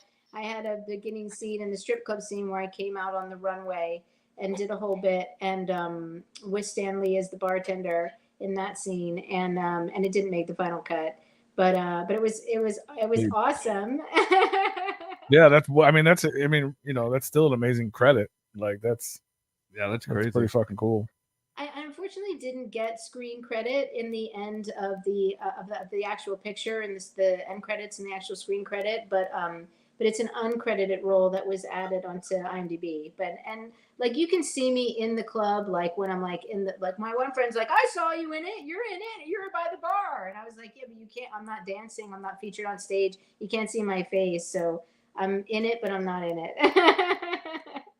Well, we know you're there. So everybody that goes back to watch Deadpool, look I'm for her. going to go. It's like, there she is. And Stan Lee was in. I mean, that's fucking, to me, that's fucking epic. It was just the greatest day and the most fun thing to work on. It's just a shame that because I was like, oh, this is gonna be huge. It's gonna be like so huge or whatever, and because everybody's gonna see me, because I was like, it started like on my feet. The camera started like on my feet, and then like I came up and you'd see my whole body, my face, and I'm twirling around on the runway, and I'm twirling around the pole, and I was like, this is gonna be so amazing. This is gonna be like killer. I was like, and it's such a great role. It's a stripper. I love these like edgy hardcore roles. And then it was like when I was in Glee. And I was the nerdy hula hoop girl, and I had this whole scene with the kid Corey who died of an overdose, and with Leah Michelle and the whole thing, the star of the show. And I'm like, oh my god, I cannot believe I'm in this scene with the two stars of the show. And it was like when it was super popular, and I was like, I can't believe I was like 30 years old playing like a 15-year-old. I was like, I'm Ralph Macchio. I can't believe this is fucking awesome. I can't believe this is like the biggest show ever. And like, I'll never forget watching the episode, because they don't, big productions like that, they don't tell you like, oh, you were cut or you weren't. Like, you work your day, you get your paycheck, and it's done. You don't know what they're going to do in the editing room. I wasn't the star. And it was so awesome. It's such the most epic day. And Corey was so nice to me, and like came in the craft service room afterwards and was talking to me about how good I was in the scene and how funny I was, and like really like was like talking to me like as a human being. And he's like the superstar. And then they cut it, and I'm watching the episode, and the same thing when I went to see Deadpool, and I just cried. I just cried because I wasn't in it. And then it's like when I saw the episode, like with all my friends watching like Glee or whatever, and I knew the script. So all of a sudden I was like, it's coming up. And then when it was the next scene, I was like, oh, wait a minute. And I remember the script, and I was like, wait, the next scene's on. And then my scene, I was like, oh my God, they got it. I was like so upset. I was like devastated. That's gotta be the hardest part about being an actor, though. Like I would imagine is that like you go out there for these roles, and then they cut your footage. Like I don't think I could get past that. I would be pissed. Yeah, I would be upset and pissed. I'd be like, you motherfuckers, that was gold, and you know it. Right. And then you're telling everyone, like you told your parents, because like they actually know Fox and they know big shit. Yeah. Like, they've heard of that. I'm not naked in this one, Mom. I swear to God. Swear. Yeah, and like my friends would tease me because I'd always be like, with the nudity and Stop stuff killing like my that. friends, Mom. I'd be like, yeah, but I was like, yeah, I'm nude in the movie, but it's a comedy or whatever. And then like my mom would be like, oh, what is this new movie you're in? Is it a comedy? Are you naked? You know what I mean? So it was like something like with like Fox. It was like she knew that, and it was like, and then when it's not in it, then it's like, oh yeah, you were in it. And I was like, you want to see my pay stub? Like, yes, I was in it, And I'm not one of those people that's on set that's always like, can I get a selfie? Can you take a picture with me? Like, I'm shy. I'm there to do my work, and I get like starstruck, and I'm just like, I don't ask for, I don't have selfies with any of those people. Like, I just don't do that. And like, it got to the point where Eric Roberts actually asked me, he's like, don't you want a photo? Because like everybody, crew, cast, everything who worked with him was like, can I get a selfie? Can I get a selfie? Can I get a selfie? And he was like, I was literally the only person who didn't ask. And he was asking me, did you want to get a photo? And I was like, no, it's okay. We're in the movie together, like, Got the memories. This is gonna make the final cut. I'll watch it later. Yeah. You gotta try to get a picture with Jane Lynch at least. But yeah, no, that's fucking awesome. Yeah, like she wasn't in my scene. I was where I was in holding. I remember seeing her walking, and she arrived to set. She had her parking spot, and she was walking into the studio on Paramount. And I was like, this is so cool. And then I was featured with just the two stars and another co-star who wasn't a series regular on the show, this other actress. And she was really upset too, because she was like the supporting storyline in the scene. And so like they cut her whole storyline. So I felt bad for her. I just had a couple moments in the scene or whatever, but my direct dialogue and interaction and my action as having like hula hoops on my arms and my legs at the same time. And like, it was pretty cool. Like, and I was wearing like the glasses with the tape and the pigtails and like, like total nerd, like I look like shit, like I look like ugly, like a dork. It was awesome. You wouldn't recognize me, and I'm like, this is gonna be so great. People are gonna be like, oh my god, she's such a good actress, and then they cut it. Well, you know what? It's their fucking loss. That's right. That's why the show's not on anymore. Fuck them. Fuck them. They cut Batty Unless they're looking for another job. Don't fuck Fox too hard. They might. What are you auditioning? I'm saying she might have another opportunity. We don't. Oh, well, she's not. We don't want to be saying like, oh yeah, we saw that episode of Replicon where you're like, fuck Fox. And then tell them to reach out to me. We were gonna make you a new Family Guy character, but never mind. No, that's okay. Fuck them. They didn't want Batty Boop. Fuck them. Fuck them. Right. Fuck them. Fuck them in their Sony righteous. likes Batty Boop, so we love Sony. We love Sony. We love Sony. We love Warner Brothers. I was supposed to be actually Ellen DeGeneres' sidekick of her little game show that was that she had going from her other talk show when that was going down. And I was like, oh, this is going to be awesome.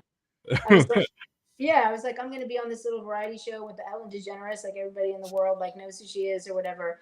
But then they had me on a veil for the show, and then they decided to cut the storyline. But before we shot anything, so I still love Warner Brothers. I love Sony. I heard she's abusive anyway. Yeah, I heard she's canceled, so that's fine. It worked out in the end. It probably did, yeah. Yeah, she would have abused the hell out of you, and you know what? You wouldn't be as bright and spry as you. And then she probably would have died. And then she probably would have died. Or she might have died. Yeah, we can't have that. I love it. So Darkness of Man, you can watch that on Amazon. Yeah, Prime Video, Apple TV, and Fandango at home, baby.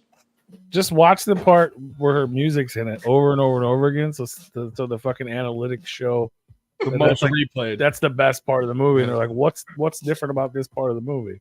It's in the first 7 minutes, so you only have to see the first 7 minutes of the film. Perfect. There you go. You get to hear her music and watch Van Damme in the shower. Yes, Okay. and All right. if you want to watch, I think it's like an hour and 15 minutes into it. You can see my mug with Andrei Ichenko from Stranger Things. But if you just want to hear the music, first 7 minutes. Just do both parts. All of it. You get the fucking. Let's go back and forth. Yeah. Just skip ahead. Don't even watch the movie. Just watch the 2 parts. Yeah. Yeah, there's like my music, my face, and my boobs. That's it. All right. That's all you need. That's the only input. That's all I need out of That's it. the trifecta. Yep. That should be the slogan for the movie. Yeah. My music, my face, and my boobs. That could be your that could be your box set. That's No, that's not in the movie. No, the box. The box is not in the movie. I'm saying you don't know that. be my memoir, my music, my face, and my boobs. Yeah. There you go. Fuck yeah. That's the next album cover. Yeah. Well, actually, I think the EP artwork of "Suck My Dick" with SUCC my MYE and then Dick D with an upside down exclamation point CC. I think I had spelled it, and it just has me I'm singing in the music video for Raw, so my mouth is wide open, and I have a microphone right there, and my boobs are out. So that artwork of "Suck My Dick" from my new EP is actually on Instagram if you want to check it out. There it is. Click over on this tab. And you can follow her Instagram as well while you're at it. VICTORA. It's just it's all one word, Victoria DeMare. Yes, it is all one word on Instagram and SoundCloud. It's all one word. And actually, YouTube, it's youtube.com/deathbykisses is my YouTube channel. There you go. Oh, there it is. Yep, I'm looking at it right now. Suck me dick. I'm trying to analyze. Is that some type like a Soviet Union leather coat type get up? Like what's that outfit? It's suck me dick. Soviet Union. Yeah, I have like a spiky bra on and like a blue leather coat, and I have a leather hat on. Yeah. It's giving me Soviet Union vibes. There we go. Suck me dick. Suck me dick.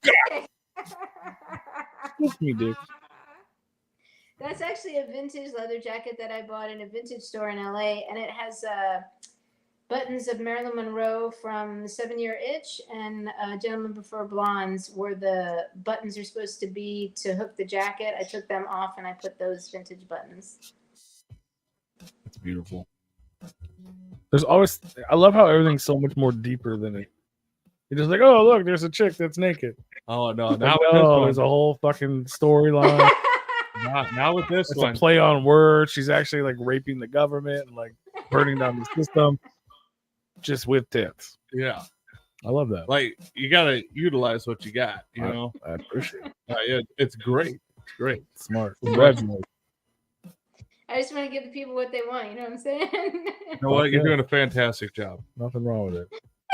Check out VictoriaDeMare.com. It'll link you to all these things as well. And there's pages upon pages of photos for you to enjoy if you're interested in these photos. There are 5. There's 5 pages of fucking pictures. And there's a videos page with a whole bunch of videos, reels, film clips, music videos. There's a music page with access directly to the music. I just go to my website. There's a little bit of everything. There's even a store page where you can check out some comic books. There's some Batty Boop, a little Batty Boop mini poster. You can get the action figure from a couple different joints, including Walmart. So there's the go to VictoriaDeMare.com is a little something for everyone. For sure. Oh, there's the album cover for "Fuck You, You're Bottomless." Yeah. Yes. I just stumbled upon that. Yeah, there's a lot of good photos on the photo gallery. There you go. Some screenshots from the movies to make you get yeah, there's a lot. screenshots. It's mostly all photos from my modeling work, published work, and screenshots from stills from all the different films. That's awesome.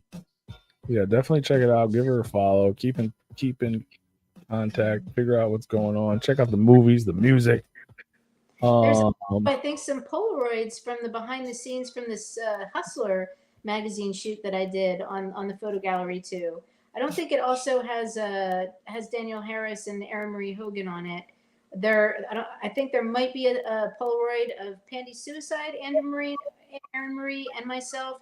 But some of my behind the scenes photos, topless with the blood from the Hustler shoot, are also on that photo gallery for any fans who are interested. There you go. If you're interested in Hustler magazine behind the scenes and Polaroids, and you don't have to pay a premium. Yeah, and it's the January. People are like, "What issue? What issue?" January 2017. It's the first issue of the year 2017. It's an annual monthly subscription that you can they still are publishing the hard copy magazines. So hardcore since 1974 they call themselves. So Hustler's still going strong. Yay! Hell yeah! Hell yeah! Shout out to Larry Flint. Shout out to Larry. I think the best photo is the shower photo, except for it's censored.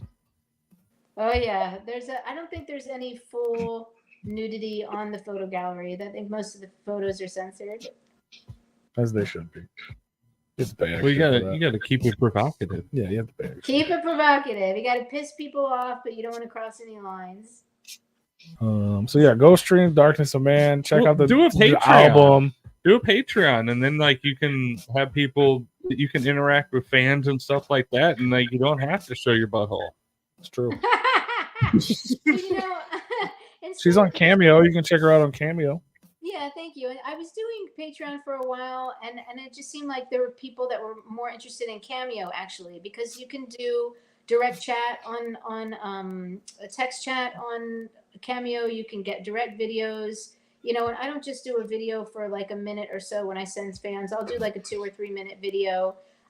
So I think Cameo is a better option for some people. So I'm on Cameo. You can get personalized videos.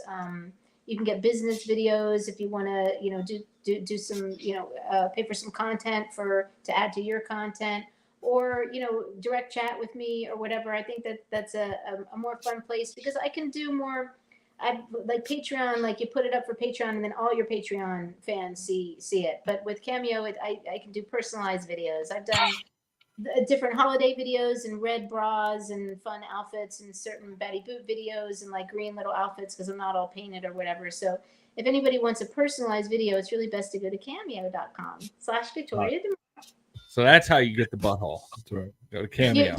You might be able to get a personalized video that, I mean, it'll be marked private, but you might be able to get butthole videos on Cameo. You heard it here first. Signing up right now. Butthole videos may be available. Maybe. You got a sweet talker, though. Don't be a dick. Don't be a dick, and it'll cost you. And also, actually, I wanted to do a gallery exhibit. Be a where next price. I'm working on doing this gallery exhibit that I'm calling In Between, where it's photographs and paintings, but the photographs are no, it's got, that was the book. The gallery is Inside of Me, and they're abstract photos of all of my different orifices, and they're really abstract, so you can't tell, is that my mouth, is that my nose, is that like my which lip is she it? does all these provocative things and then she keeps saying hoo-ha. It just ruins it all. Does it? What do you want? Probably not for some people. What do you want her to say? My vagina. My vagina. My vagina. Yes, say it just like that. My vagina. You know what? Just hit him with with growl pussy. Just hit him with growl pussy. Yeah, just hit him with my puss. That's my puss. Yeah, Vicky D would be like, yes, my pussy, baby. There you go. Record that. I asked a record company one time, BSX Records, if I could do my session work credited not as Victoria DeMare on the songs I was recording for them, but if I could please be credited as Pussy Galore, Pusse Galore, as in James Bond. Like, everybody knows Pussy Galore for James Bond. And the CEO of the record company was like, I can't put out anything that has the word pussy on it. And I was like, but it's Pusse or Pussie. It's not Pussy. And he's like, I can't put pussy on anything that we're distributing. I was like, damn it. Terrible.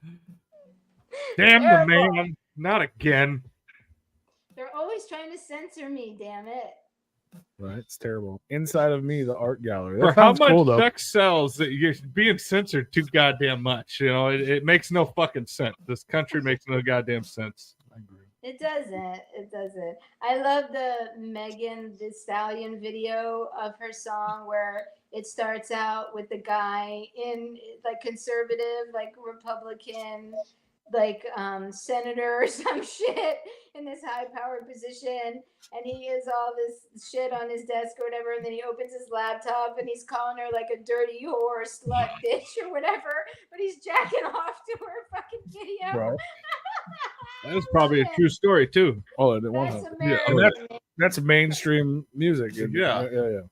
That's that was on the radio. America. Yeah, wet ass But that's- pussy. But that's the thing, like, that's America. People will be like, oh, you're a fucking whore. And then they jack off to you behind your back. Yeah.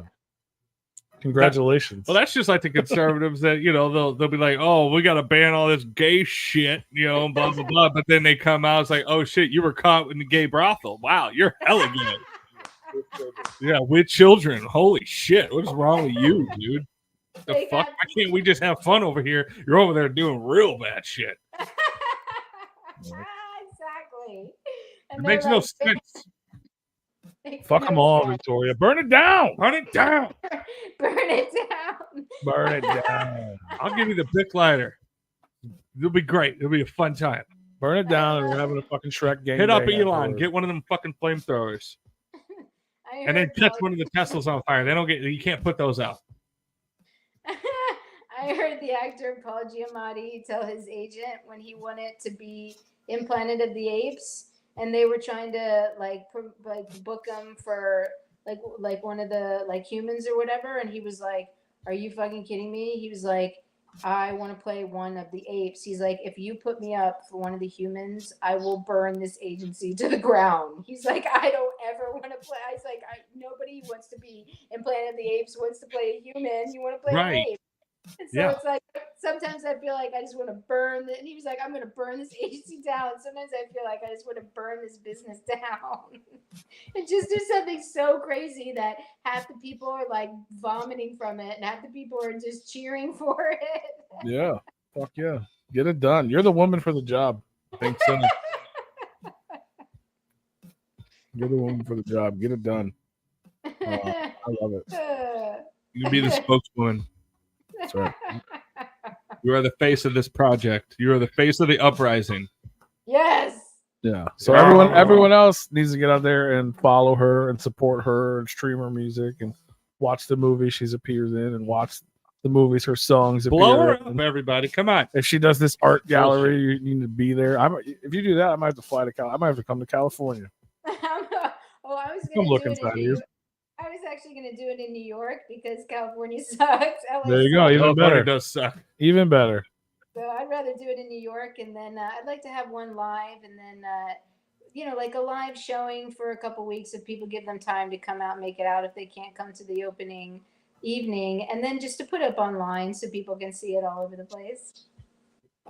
Yeah, you want to? Yeah, everyone needs to see inside of you. Oh yeah, inside of me, baby, and then like have people. And then you can do like a live performance, like after the hours, not of inside of you, of like music or whatever you're into. Yeah, do a concert. Yeah, I meant like a concert, but like, No, he didn't. it is what I meant. But your laughter made it feel like I didn't mean that. So however you take it is fine.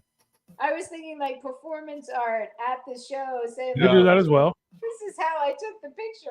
That's where my brain went. I was like, yeah. That's not what I was thinking. But now that it's there, you should do that to your music. To my music play. Actually, that's a show. Yeah, that's a show. I've only been doing live shows when I've been requested. I did the last one, I think, in Culver City here in California, which was really fun.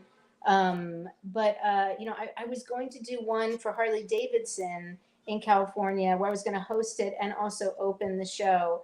And Tom Proctor from Guardians of the Galaxy, who is also a country star, was going to close out the show. And it was going to, all the proceeds were going to go to underprivileged children and music education programs. And then this was in 2020. And then the fucking pandemic hit and that show got wiped out. So I haven't had a show on the schedule since then. Well, an art show sounds like a good place to schedule one. Yeah, I'd like to do a live fully art show. Victoria DeMare weekend. Yeah, you get me on the walls, you get me in person doing some weird shit, and you can hear my music too. It sounds like a fucking party. I'm sold. And in New York, we're Who's on the list? I do want to go to New York. Put us on the list. Well, New York is my favorite city in the whole world. I went to school there. I lived there for a very long time, and it's the greatest city in the world. And New York embraces weird. The weirder, the better. The LA is so commercial and fake. Do it after you get off the airplane. New York, you can just be yourself. LA has this impression of this plastic, fake commercial. You're trying to be something that you're not. And you're trying to be a movie star or whatever. It's hard to just be an artist. Where in New York, you can just be. So I think LA just forgets that they're still a part of the world. They live in their own little bubble. Yes. And like Hollywood is his own little entity, and they forget that. But it's like, no, y'all are still here. Like totally. I very much agree. LA has been a very difficult place to live. That's why I'm looking to relocate, because it's just really. The business is changing, and yeah, it's the epicenter of the entertainment business. But people with technology and digitally or whatever, I mean, people are getting hired all over the world, and as long as you can show up on set where they're shooting, it's really, you don't have to be in LA anymore to work in film and TV. So that's a good thing. But LA just is. It's its own little niche. It's its own little bubble. And so what? It's the entertainment capital of the world. But it's not like people don't create in other places. So I wouldn't recommend. LA can be a very lonely place. And people say, oh, New York can be so lonely and so rude or whatever. New York is very much about community and communication. And you can be anonymous and alone and private there, or you can be very interactive. But LA can be a city you can be very lonely. It's a very isolating city. So there's no sense of community here. Everybody just wants to be a movie star. It's stupid. Right. Yeah. Everybody's out for self. For sure. Yes. Everybody's selfish, I feel like that about St. Louis. Well, I mean, that's where we're at, but it's just very violent. So like nobody, it's like, you don't talk to nobody. Don't do it. Yeah. They're just murdering everybody. Yeah, they're not trying to take everybody's job. Yeah. It's not. So I get the loneliness. It's like, yeah, you can walk through the streets. You don't look nobody in the eyes. You don't talk to nobody. You don't say, hey, how you doing? That's why we have each other. That's why we have each other. Oh. Well, I respect that more though, because then like, don't fucking look at me or I'm gonna kill you. But in LA, people will be like, "Hi, oh my god, let me get your number. Are you on Instagram?" And then you never hear from Probably them work. That is, you know what? It's I absolutely hate small talk. Like if you don't have a good conversation, I don't like. I won't shut up if it's a good conversation. But if it's small talk, the whole oh hey, how you doing? Oh my god, how have you been? I hate that. Like fuck you. I don't care. No, shut up. As your family, not family, friends. No, don't. I don't want to hear it. It's weird. You're fake, phony. I know you don't care. I don't care. Like we love each other, but I fucking don't care. All right, let's talk about something that is worth of some substance. I totally agree. And you would hate LA because LA is just a bunch of horse shit. And Yeah. it's exhausting, and I get sick of it. And I have a very small group of individuals that I interact with because I'm just like I hate that shit. Yeah, I couldn't stand hearing, oh, how have you been? Every fucking day. I And had like, to hear. and Go when ahead. you're working on set and like people, because you go from different production all the time, and then it's like I hate that shit. It's just like anybody who's ever been like, oh my god, let me give me your number, and oh my god, are you on social media? Are you on Facebook? You know, on Facebook, everybody's on Facebook, and like. And it's like, oh my God, yeah, we got to get together and stuff like that. It's like, bitch, you hope that I die on the way home. So you get the part that I just auditioned for. Like, you're Yes, never going to call me. Like, you don't want to be my friend. Like, people who have, you know, who reach out and make the initiative after the film or the show has been wrapped, you might hear from again. But all that bullshit and stuff on set. So then I don't talk to people. I put my earbuds in or whatever, and I'm doing my thing, and I'm I'm isolating myself. I'm away. I'm in my dressing room, and then everybody's like, "Oh, Victoria's a cunt. She doesn't socialize. She doesn't want to talk to anybody. She's a cunt." Fine, think I'm a cunt because I don't want to talk to you, bitch. I'm here to do a job, and I'm not here to talk about how we're going to be best friends when you hate me because you wish you had my job. So I hate all that shit. I isolate myself. I do my job. I hang out with the crew because it's a bunch of like cool, hardworking people, and most of the people in the talent department are assholes. So I just go in, I do my job, and I'm out of there. I don't blame you. I'd be the same way. Well, we'll be your friend. Yeah, we'll be your friends. We'll be your friend. We hate that shit too. Fuck that.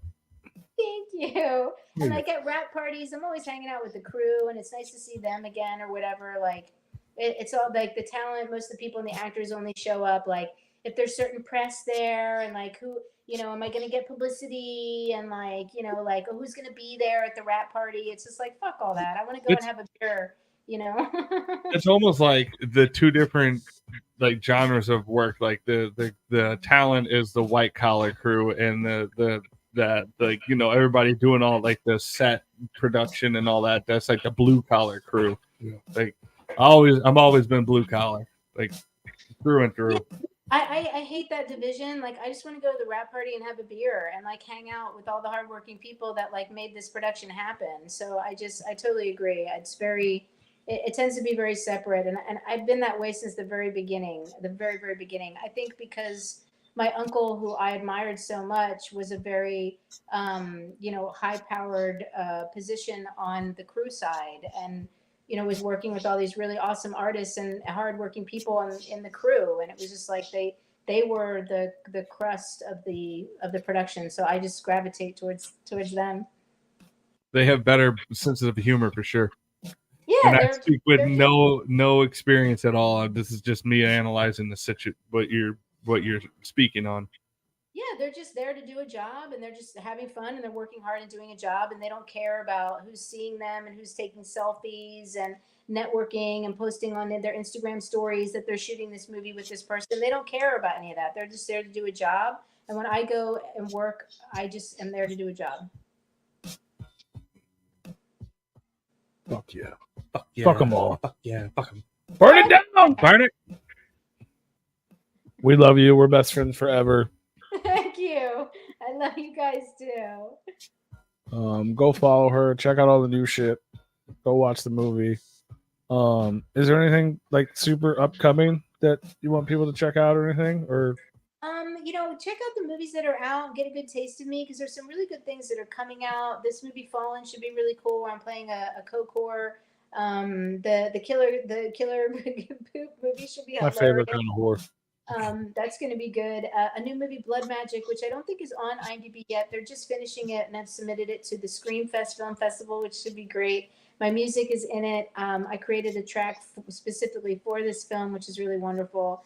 And I'm in it as well, which is really great. That's called Blood Magic. It's coming out soon. But you can hear the song for free now on YouTube and SoundCloud. It's called Feel My Magic. It's a real epic gothic rock kind of anthem. So check that out. And, stay tuned. There's a lot of, there's a new Christmas single coming out, Christmas time, featuring my rap alter ego, Vic ED. And an eclectic 5-track EP coming out in 2025 called Suck My Dick. Suck my dick. It said Betty Boops. It's funny as hell. Hell yeah. So make sure you guys follow her on Instagram at Victoria DeMare. Check out victoriademare.com. We'll definitely try to let you guys know when things are popping up and when new movies drop and new music drops. And we're not going to wait 4 more years to hang out again. So yeah, I miss you guys. Come on, we gotta make this a regular thing, a little closer together. For sure, I agree. And we're gonna come see you in New York when you get your when you put all your nudie pictures up. Yeah. I mean your art gallery. Coming to the art gallery. Your art, my gallery. Your beautiful art gallery. Yes. But there's some paintings too, if you are an art buff, because I do paint as well. It's beautiful. A woman of every talent. Music, multifaceted, movies, art, everything. Poop clown. Poop clown. Love it. You got the fucking zombie poop. I can't wait for the killer poop. It's gonna be good. Killer cutesy pie poop. There you go. Definitely check it out. I will be looking forward to it. We'll let the people know. Yeah, we love you, and we'll definitely keep in touch. And thank you for hanging out with us again. Thank you, guys. It's always a pleasure. Sorry for the technical difficulties. I get it together eventually.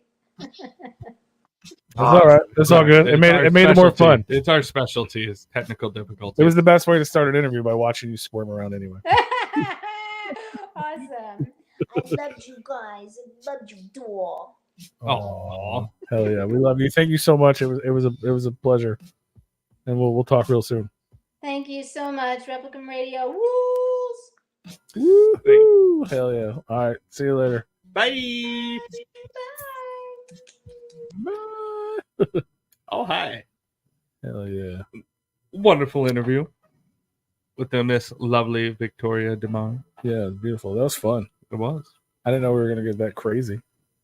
I didn't know you guys were gonna be hitting on it the whole fucking time. We didn't. Oh, clearly you did. Just the parts that you were awake for. I was awake for the whole thing, bro. I don't know how the fuck I stayed awake for the whole thing, but I was. No. Oh God, what did I do? What happened? What? What'd you do? Did you break it already? Mm-hmm. All right, time to go home. Yep. Everybody ready for bed. Everything. Oh, that was just my screen. Oh, never mind. Yeah, no, it's still going over here. Everything got covered up. But hell yeah, shout out to her. That was fun. Happy birthday to Big Roo. Happy birthday. She had the best birthday ever, buddy? No. You didn't? Hell yeah. You want us to sing to you? I forgot to get her to sing. That would have been weird anyway. There's like a fucking delay. Like when you say something, then she hears it. Yeah. There was a slight delay. There always is. It's like seconds, but because it's got to go through this and through that and wires. But hell yeah, that shit was fun. Where are you going? You going to the birthday party?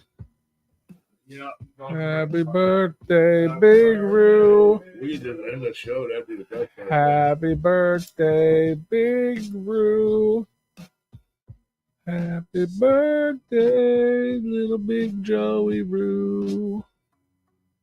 Happy birthday, my dude.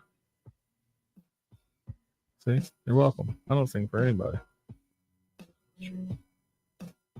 Sober. For anybody sober. You want me to light your candles? You want to make a wish? Why not? That's what they're here for. You got cupcakes with a dinosaur candle in it. No one's even seen it. That's perfectly fine with me. Why? Why are you so sad? Supposed to be happy. You're 1 year closer to death. I'm always happy, bro. You're 1 year closer to death. What's that noise? It's your phone. My phone's over here. There's an internet. Coming from your shit. Yeah, it's on the computer, but I don't know why. Coming from your shit. What a new boy. Oh, that was her. That was here to message us, telling us how awesome it was. Hell yeah, that was fun, man. She's dope. I like her. Oh, clearly. I think everybody understands that. That was funny. Again, if you guys are tuned in, next week on the show we have Sappy Corpse, all the way from Australia. He's gonna be. I bet you he won't be as talkative on that. He's gonna be chiming in from Tuesday while we are live on Monday because he lives in the future in Australia. Is that where he's at? Yeah. That's going to be fun. My man is getting up at 9 o'clock in the morning so he can be on Replicon Radio on a Monday. Nice. So that's already fresh. You know what I mean? And who knows? I might be talkative, Rue.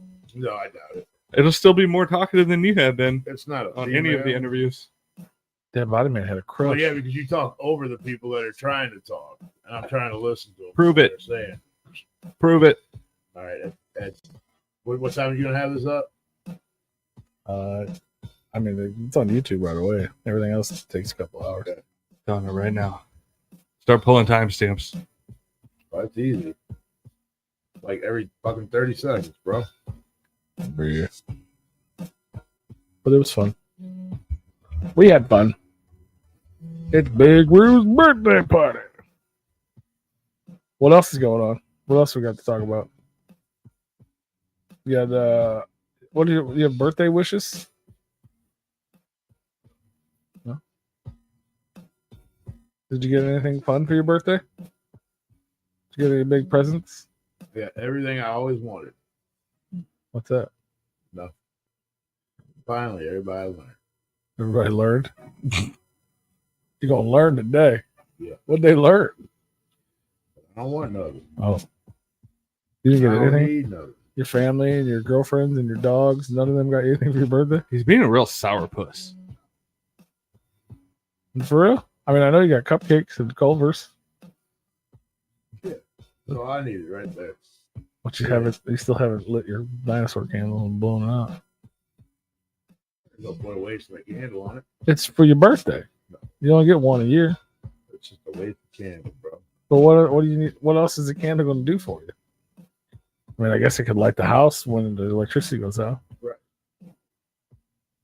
I need to see, bro. That's why you got to keep your phone charged. That is good. No. The power goes on. Oh, well, then you don't need the candle. Candles are nice, though, so you don't have to wear down your batteries, bro. Yeah, but then they can set the house on fire. No, they can't. They can, especially if you fall asleep. And if it's still stuck in that plastic Is that dinosaur. really what happened to your house? Is you fell asleep when you lit a candle? No. He was singing himself. I wasn't even there.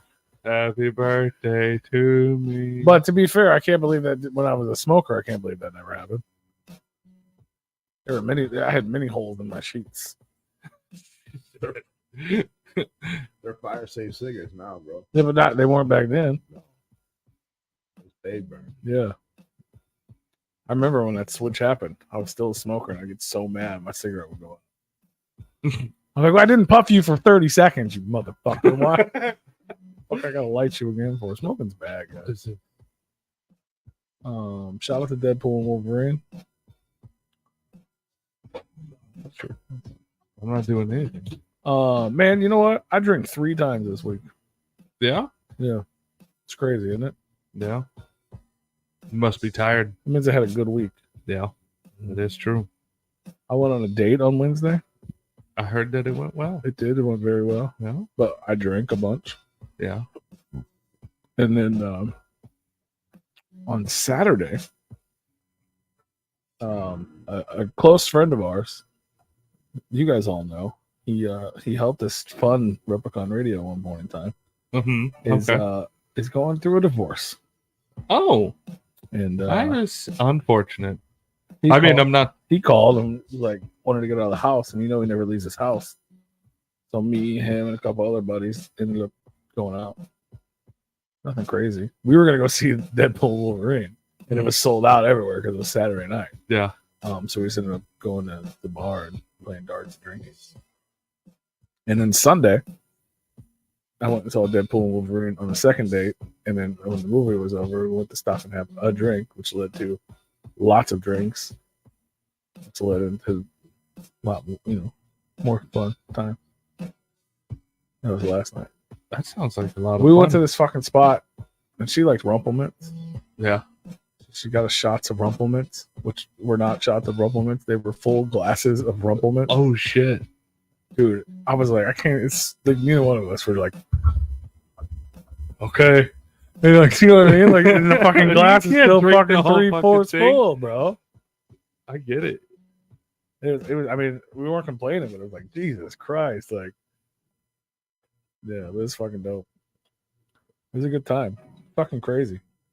I was talking to what's her name earlier, Evil on Broom. Yeah. We were talking On about Broom. all that shit. I was like, this new season of fucking The Days of P's life are fucking fun. They're starting to get crazy. Yeah, I was like, I don't know if I'm having a midlife crisis or just fucking enjoying my time. Something's happening, but I'm happy for you. I'm happy to by proxy for you. Yeah, it's good. It's a fun time. No. There's a plot twist though. Oh shit. He's pregnant. I'm pregnant. Oh fuck. I'm going to Six Flags tomorrow. With the wife and kids. Why? I know. Do you? Because I don't. I You fill know. me in? No, I get it. I have no fucking idea why. It's because of this right here. Because of your boobs? Not my boobs. Your heart. Why is my heart over there? Because it's where your heart is. Oh, I thought it was. I thought I had it. Why do you have It's it? right here. Can I have it back? Nope. I want you to keep making stupid decisions. Okay.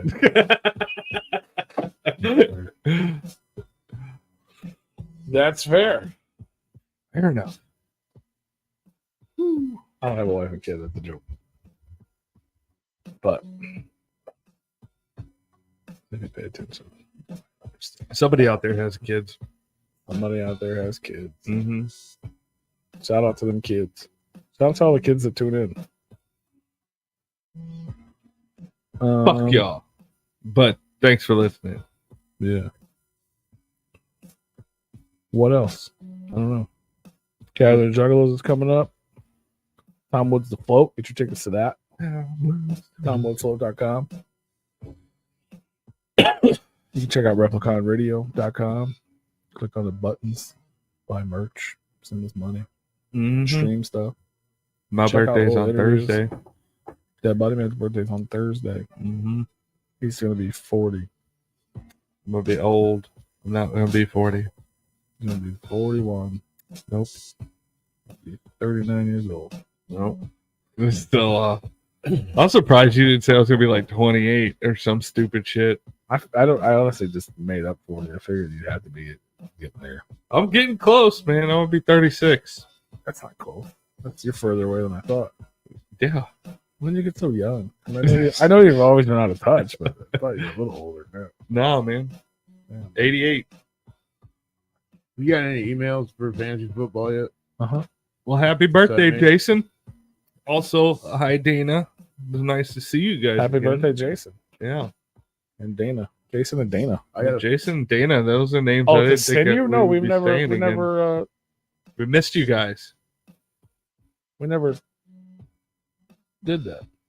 You mean for the possible 2 new guys? Is that what you mean? Yeah. Oh, I thought we were. I could message him and tell him. Well, I need email, but I also got to figure out how to restart this now. Obviously, the only emails I got was like the generic you're a part of this and it's coming soon things. It wasn't like one from you like you normally get. No, yeah, that's what I'm trying to work on now because I just remembered that probably need to do this because we're going to do the draft on the 23rd of August. Well, okay, so Yeah, but So I I can need start- to get on this like right now. okay. Yeah, because then all those people will respond. It's not letting me set any. So anybody that played last year will get an email soon if you haven't got one already. And they just automatically, once you get it set up, they just automatically join if they want to join, right? Yeah. So then if we need new people or we got to switch things, we can do that. But yeah, I'm in the tools now and it ain't fucking doing nothing. Yeah, I don't know how to do that. If you guys were a fantasy football league, we had 2 leagues last year. We're going to have 2 leagues again this year. We might have some new. They'll all be added to the other one. We might have some new high profile players. Ooh. I'm excited to hear. No, you're not. Well, you might be, but you won't be. Yeah, right. Facts. Yeah, just play. I mean, this is people you can care less about. Oh, I mean that doesn't mean I'm still not excited that they're partaking. Yeah, like that's exciting. Yeah, maybe. Well, there's a couple that'd be like, that's stupid, but I doubt it's those people. About I don't know. We gotta figure it all out. So yeah, if you guys played last year, you should get an email soon. Yeah, or just let us know. Confirm that you want to be a part of it. Confirm or deny. But we'll reach out to everybody that was already on it. Yeah, everybody will be getting an email, and then we'll have maybe a slot or 2 open. And if you don't want to play, well, there's already at least 2 slots open. Yeah. Yeah, if you don't want to play, that's what I want to know about. Yeah, if you don't want to play, definitely send us an email that says you don't want to fucking play. Emily in the house. Clapping in hands. Clap, that's a wave. Clap your hand. Oh, that's a wave? That's a wave. Oh. I had to get real close to the screen. Hi, Dana. Hi, Jason. His birthday's tomorrow. Happy birthday, Jason. Hope you get all the Mustangs you dream of. If you're still into that. Yeah. Yeah, like it's been a minute. We got I feel like we gotta relearn each other. Hello, welcome. Hopefully you come back more. We're going back down under. I'm excited for that. Yeah. He's super new. Like super new. Yeah. Like just in Does he know Kick So Crusher? new he doesn't have nothing out yet. No, he has an EP and then he just put out an album on Trumpet. Like last week. Good. But like that's it. Like he's that new to music. A young man from down under. And yes, I saw a photo of him wearing a Kid Crusher t-shirt, which I thought was fucking hilarious. That's dope, Dana. I've been seeing people talk about those Blackstone grills. It looks nice. I don't even know what that means. It's a flat top grill, pretty much. Yeah. I thought those were the people that shot at Trump. What? No, that's the people that own the world. Blackstone. Yeah. Same name. Yeah, but Okay. I don't even know if that's affiliated. Oh, honestly, I'm just saying. I mean, And rear gears for the Mach 1. yeah, got to put Is it a race car? new gears in the diff. Yeah, My rear needs some new gears. It's the Mustang they got. Oh, it's a Mach 1? I thought I was like, I'm thinking Formula 1, like a fucking race car. If you guys are into Formula 1, that's what's up. I don't know anything about anything. Yeah, I've seen a few people talk about their Blackstone grills online, and they have high praises about it. It's basically a griddle, like one big fucking flat top. Like griddles. Yeah. I like griddles. I like griddles today. Hey, check out drafttop.com. Draft Top, you can turn your beer can into a draft can. That's right. Use promo code DRAFTTOP10. You're going to say I've been 10% off. I've been using mine all night. Yeah. While you're at it, Allegedly. are you feeling sleepy? Do you like energy powder? Do you need something to get you going in the gym? I do. Well, check out w.gg and use promo code Replicon Radio. You're going to save 10% off your order. All your orders, not just the first one. No. All of them. But seriously, go get yourself a Draft Top. It changes the way you enjoy your beer or beverages or sodas. Yeah. Or you can super chat us if you just want to give us money. Super chat is open. You can give us stars on Facebook. If you're listening to the replay of this on YouTube, you can give us a super thanks, which is just a not live super chat that no one's ever given us before. So do it. There's still time, everybody. You could be the first. There is time. Also, would you like to be a part of our Discord? You can be. Just join our Patreon for as low as $5 a month, which is nothing to you. You can interact with us and many other dope dinos 24 hours a day. You get exclusive access to things like, for example, today, I told them, if anybody, we're doing special edition shirts for the float, like we do every year. Mm-hmm. And we usually make 10 of them, besides the ones for ourselves. But I offered to anyone in the Patreon or the Discord, if they would like one, they could have one.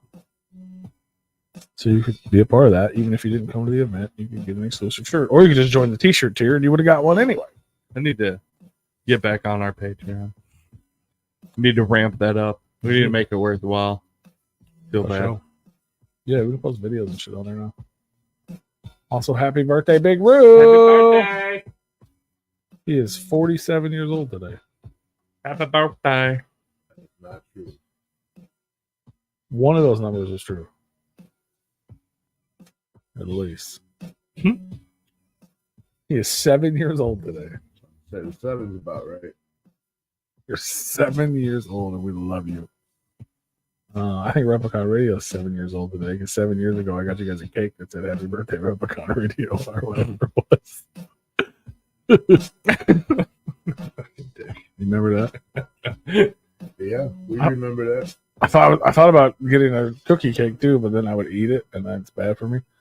I was gonna say Happy Birthday Big Brew and also DBM real small to bottom. Yeah. And I thought it would be funny, then I thought you might actually get hurt by it, so nobody got any cake. Who would get hurt by it? Him. Why? He had his name on it too. I know, but it was going to say Happy Birthday Big Roo and then also DBM, like real small, real tiny. Like by the way, because today's his birthday, your birthday's Thursday. It would be expected. It'd be like looking at a calendar, like today's the day and this upcoming day. Yeah, but then the problem is that like I wouldn't get one on the day or the, because we won't following be Monday. Here on that day. Yeah. That's why I did. I gotta wait. What 5 years before my birthday falls on the fucking Monday again? But I'll still sing to you. I'll sing to you next Monday. Oh, I sing to Rue while you were in the bathroom. I'll sing to you while Rue's in the I would have sang with you, but you started singing as I was walking out of the room. I would have waited. That couldn't have waited. My eyeballs were floating. I'm getting out. One or two. Yeah, we're all out of time. We love you guys. If you'd like to be a proud sponsor of Replicon Radio, shoot us an email to repliconiswatching@gmail.com for more information. Hope you liked it. Bye, everybody.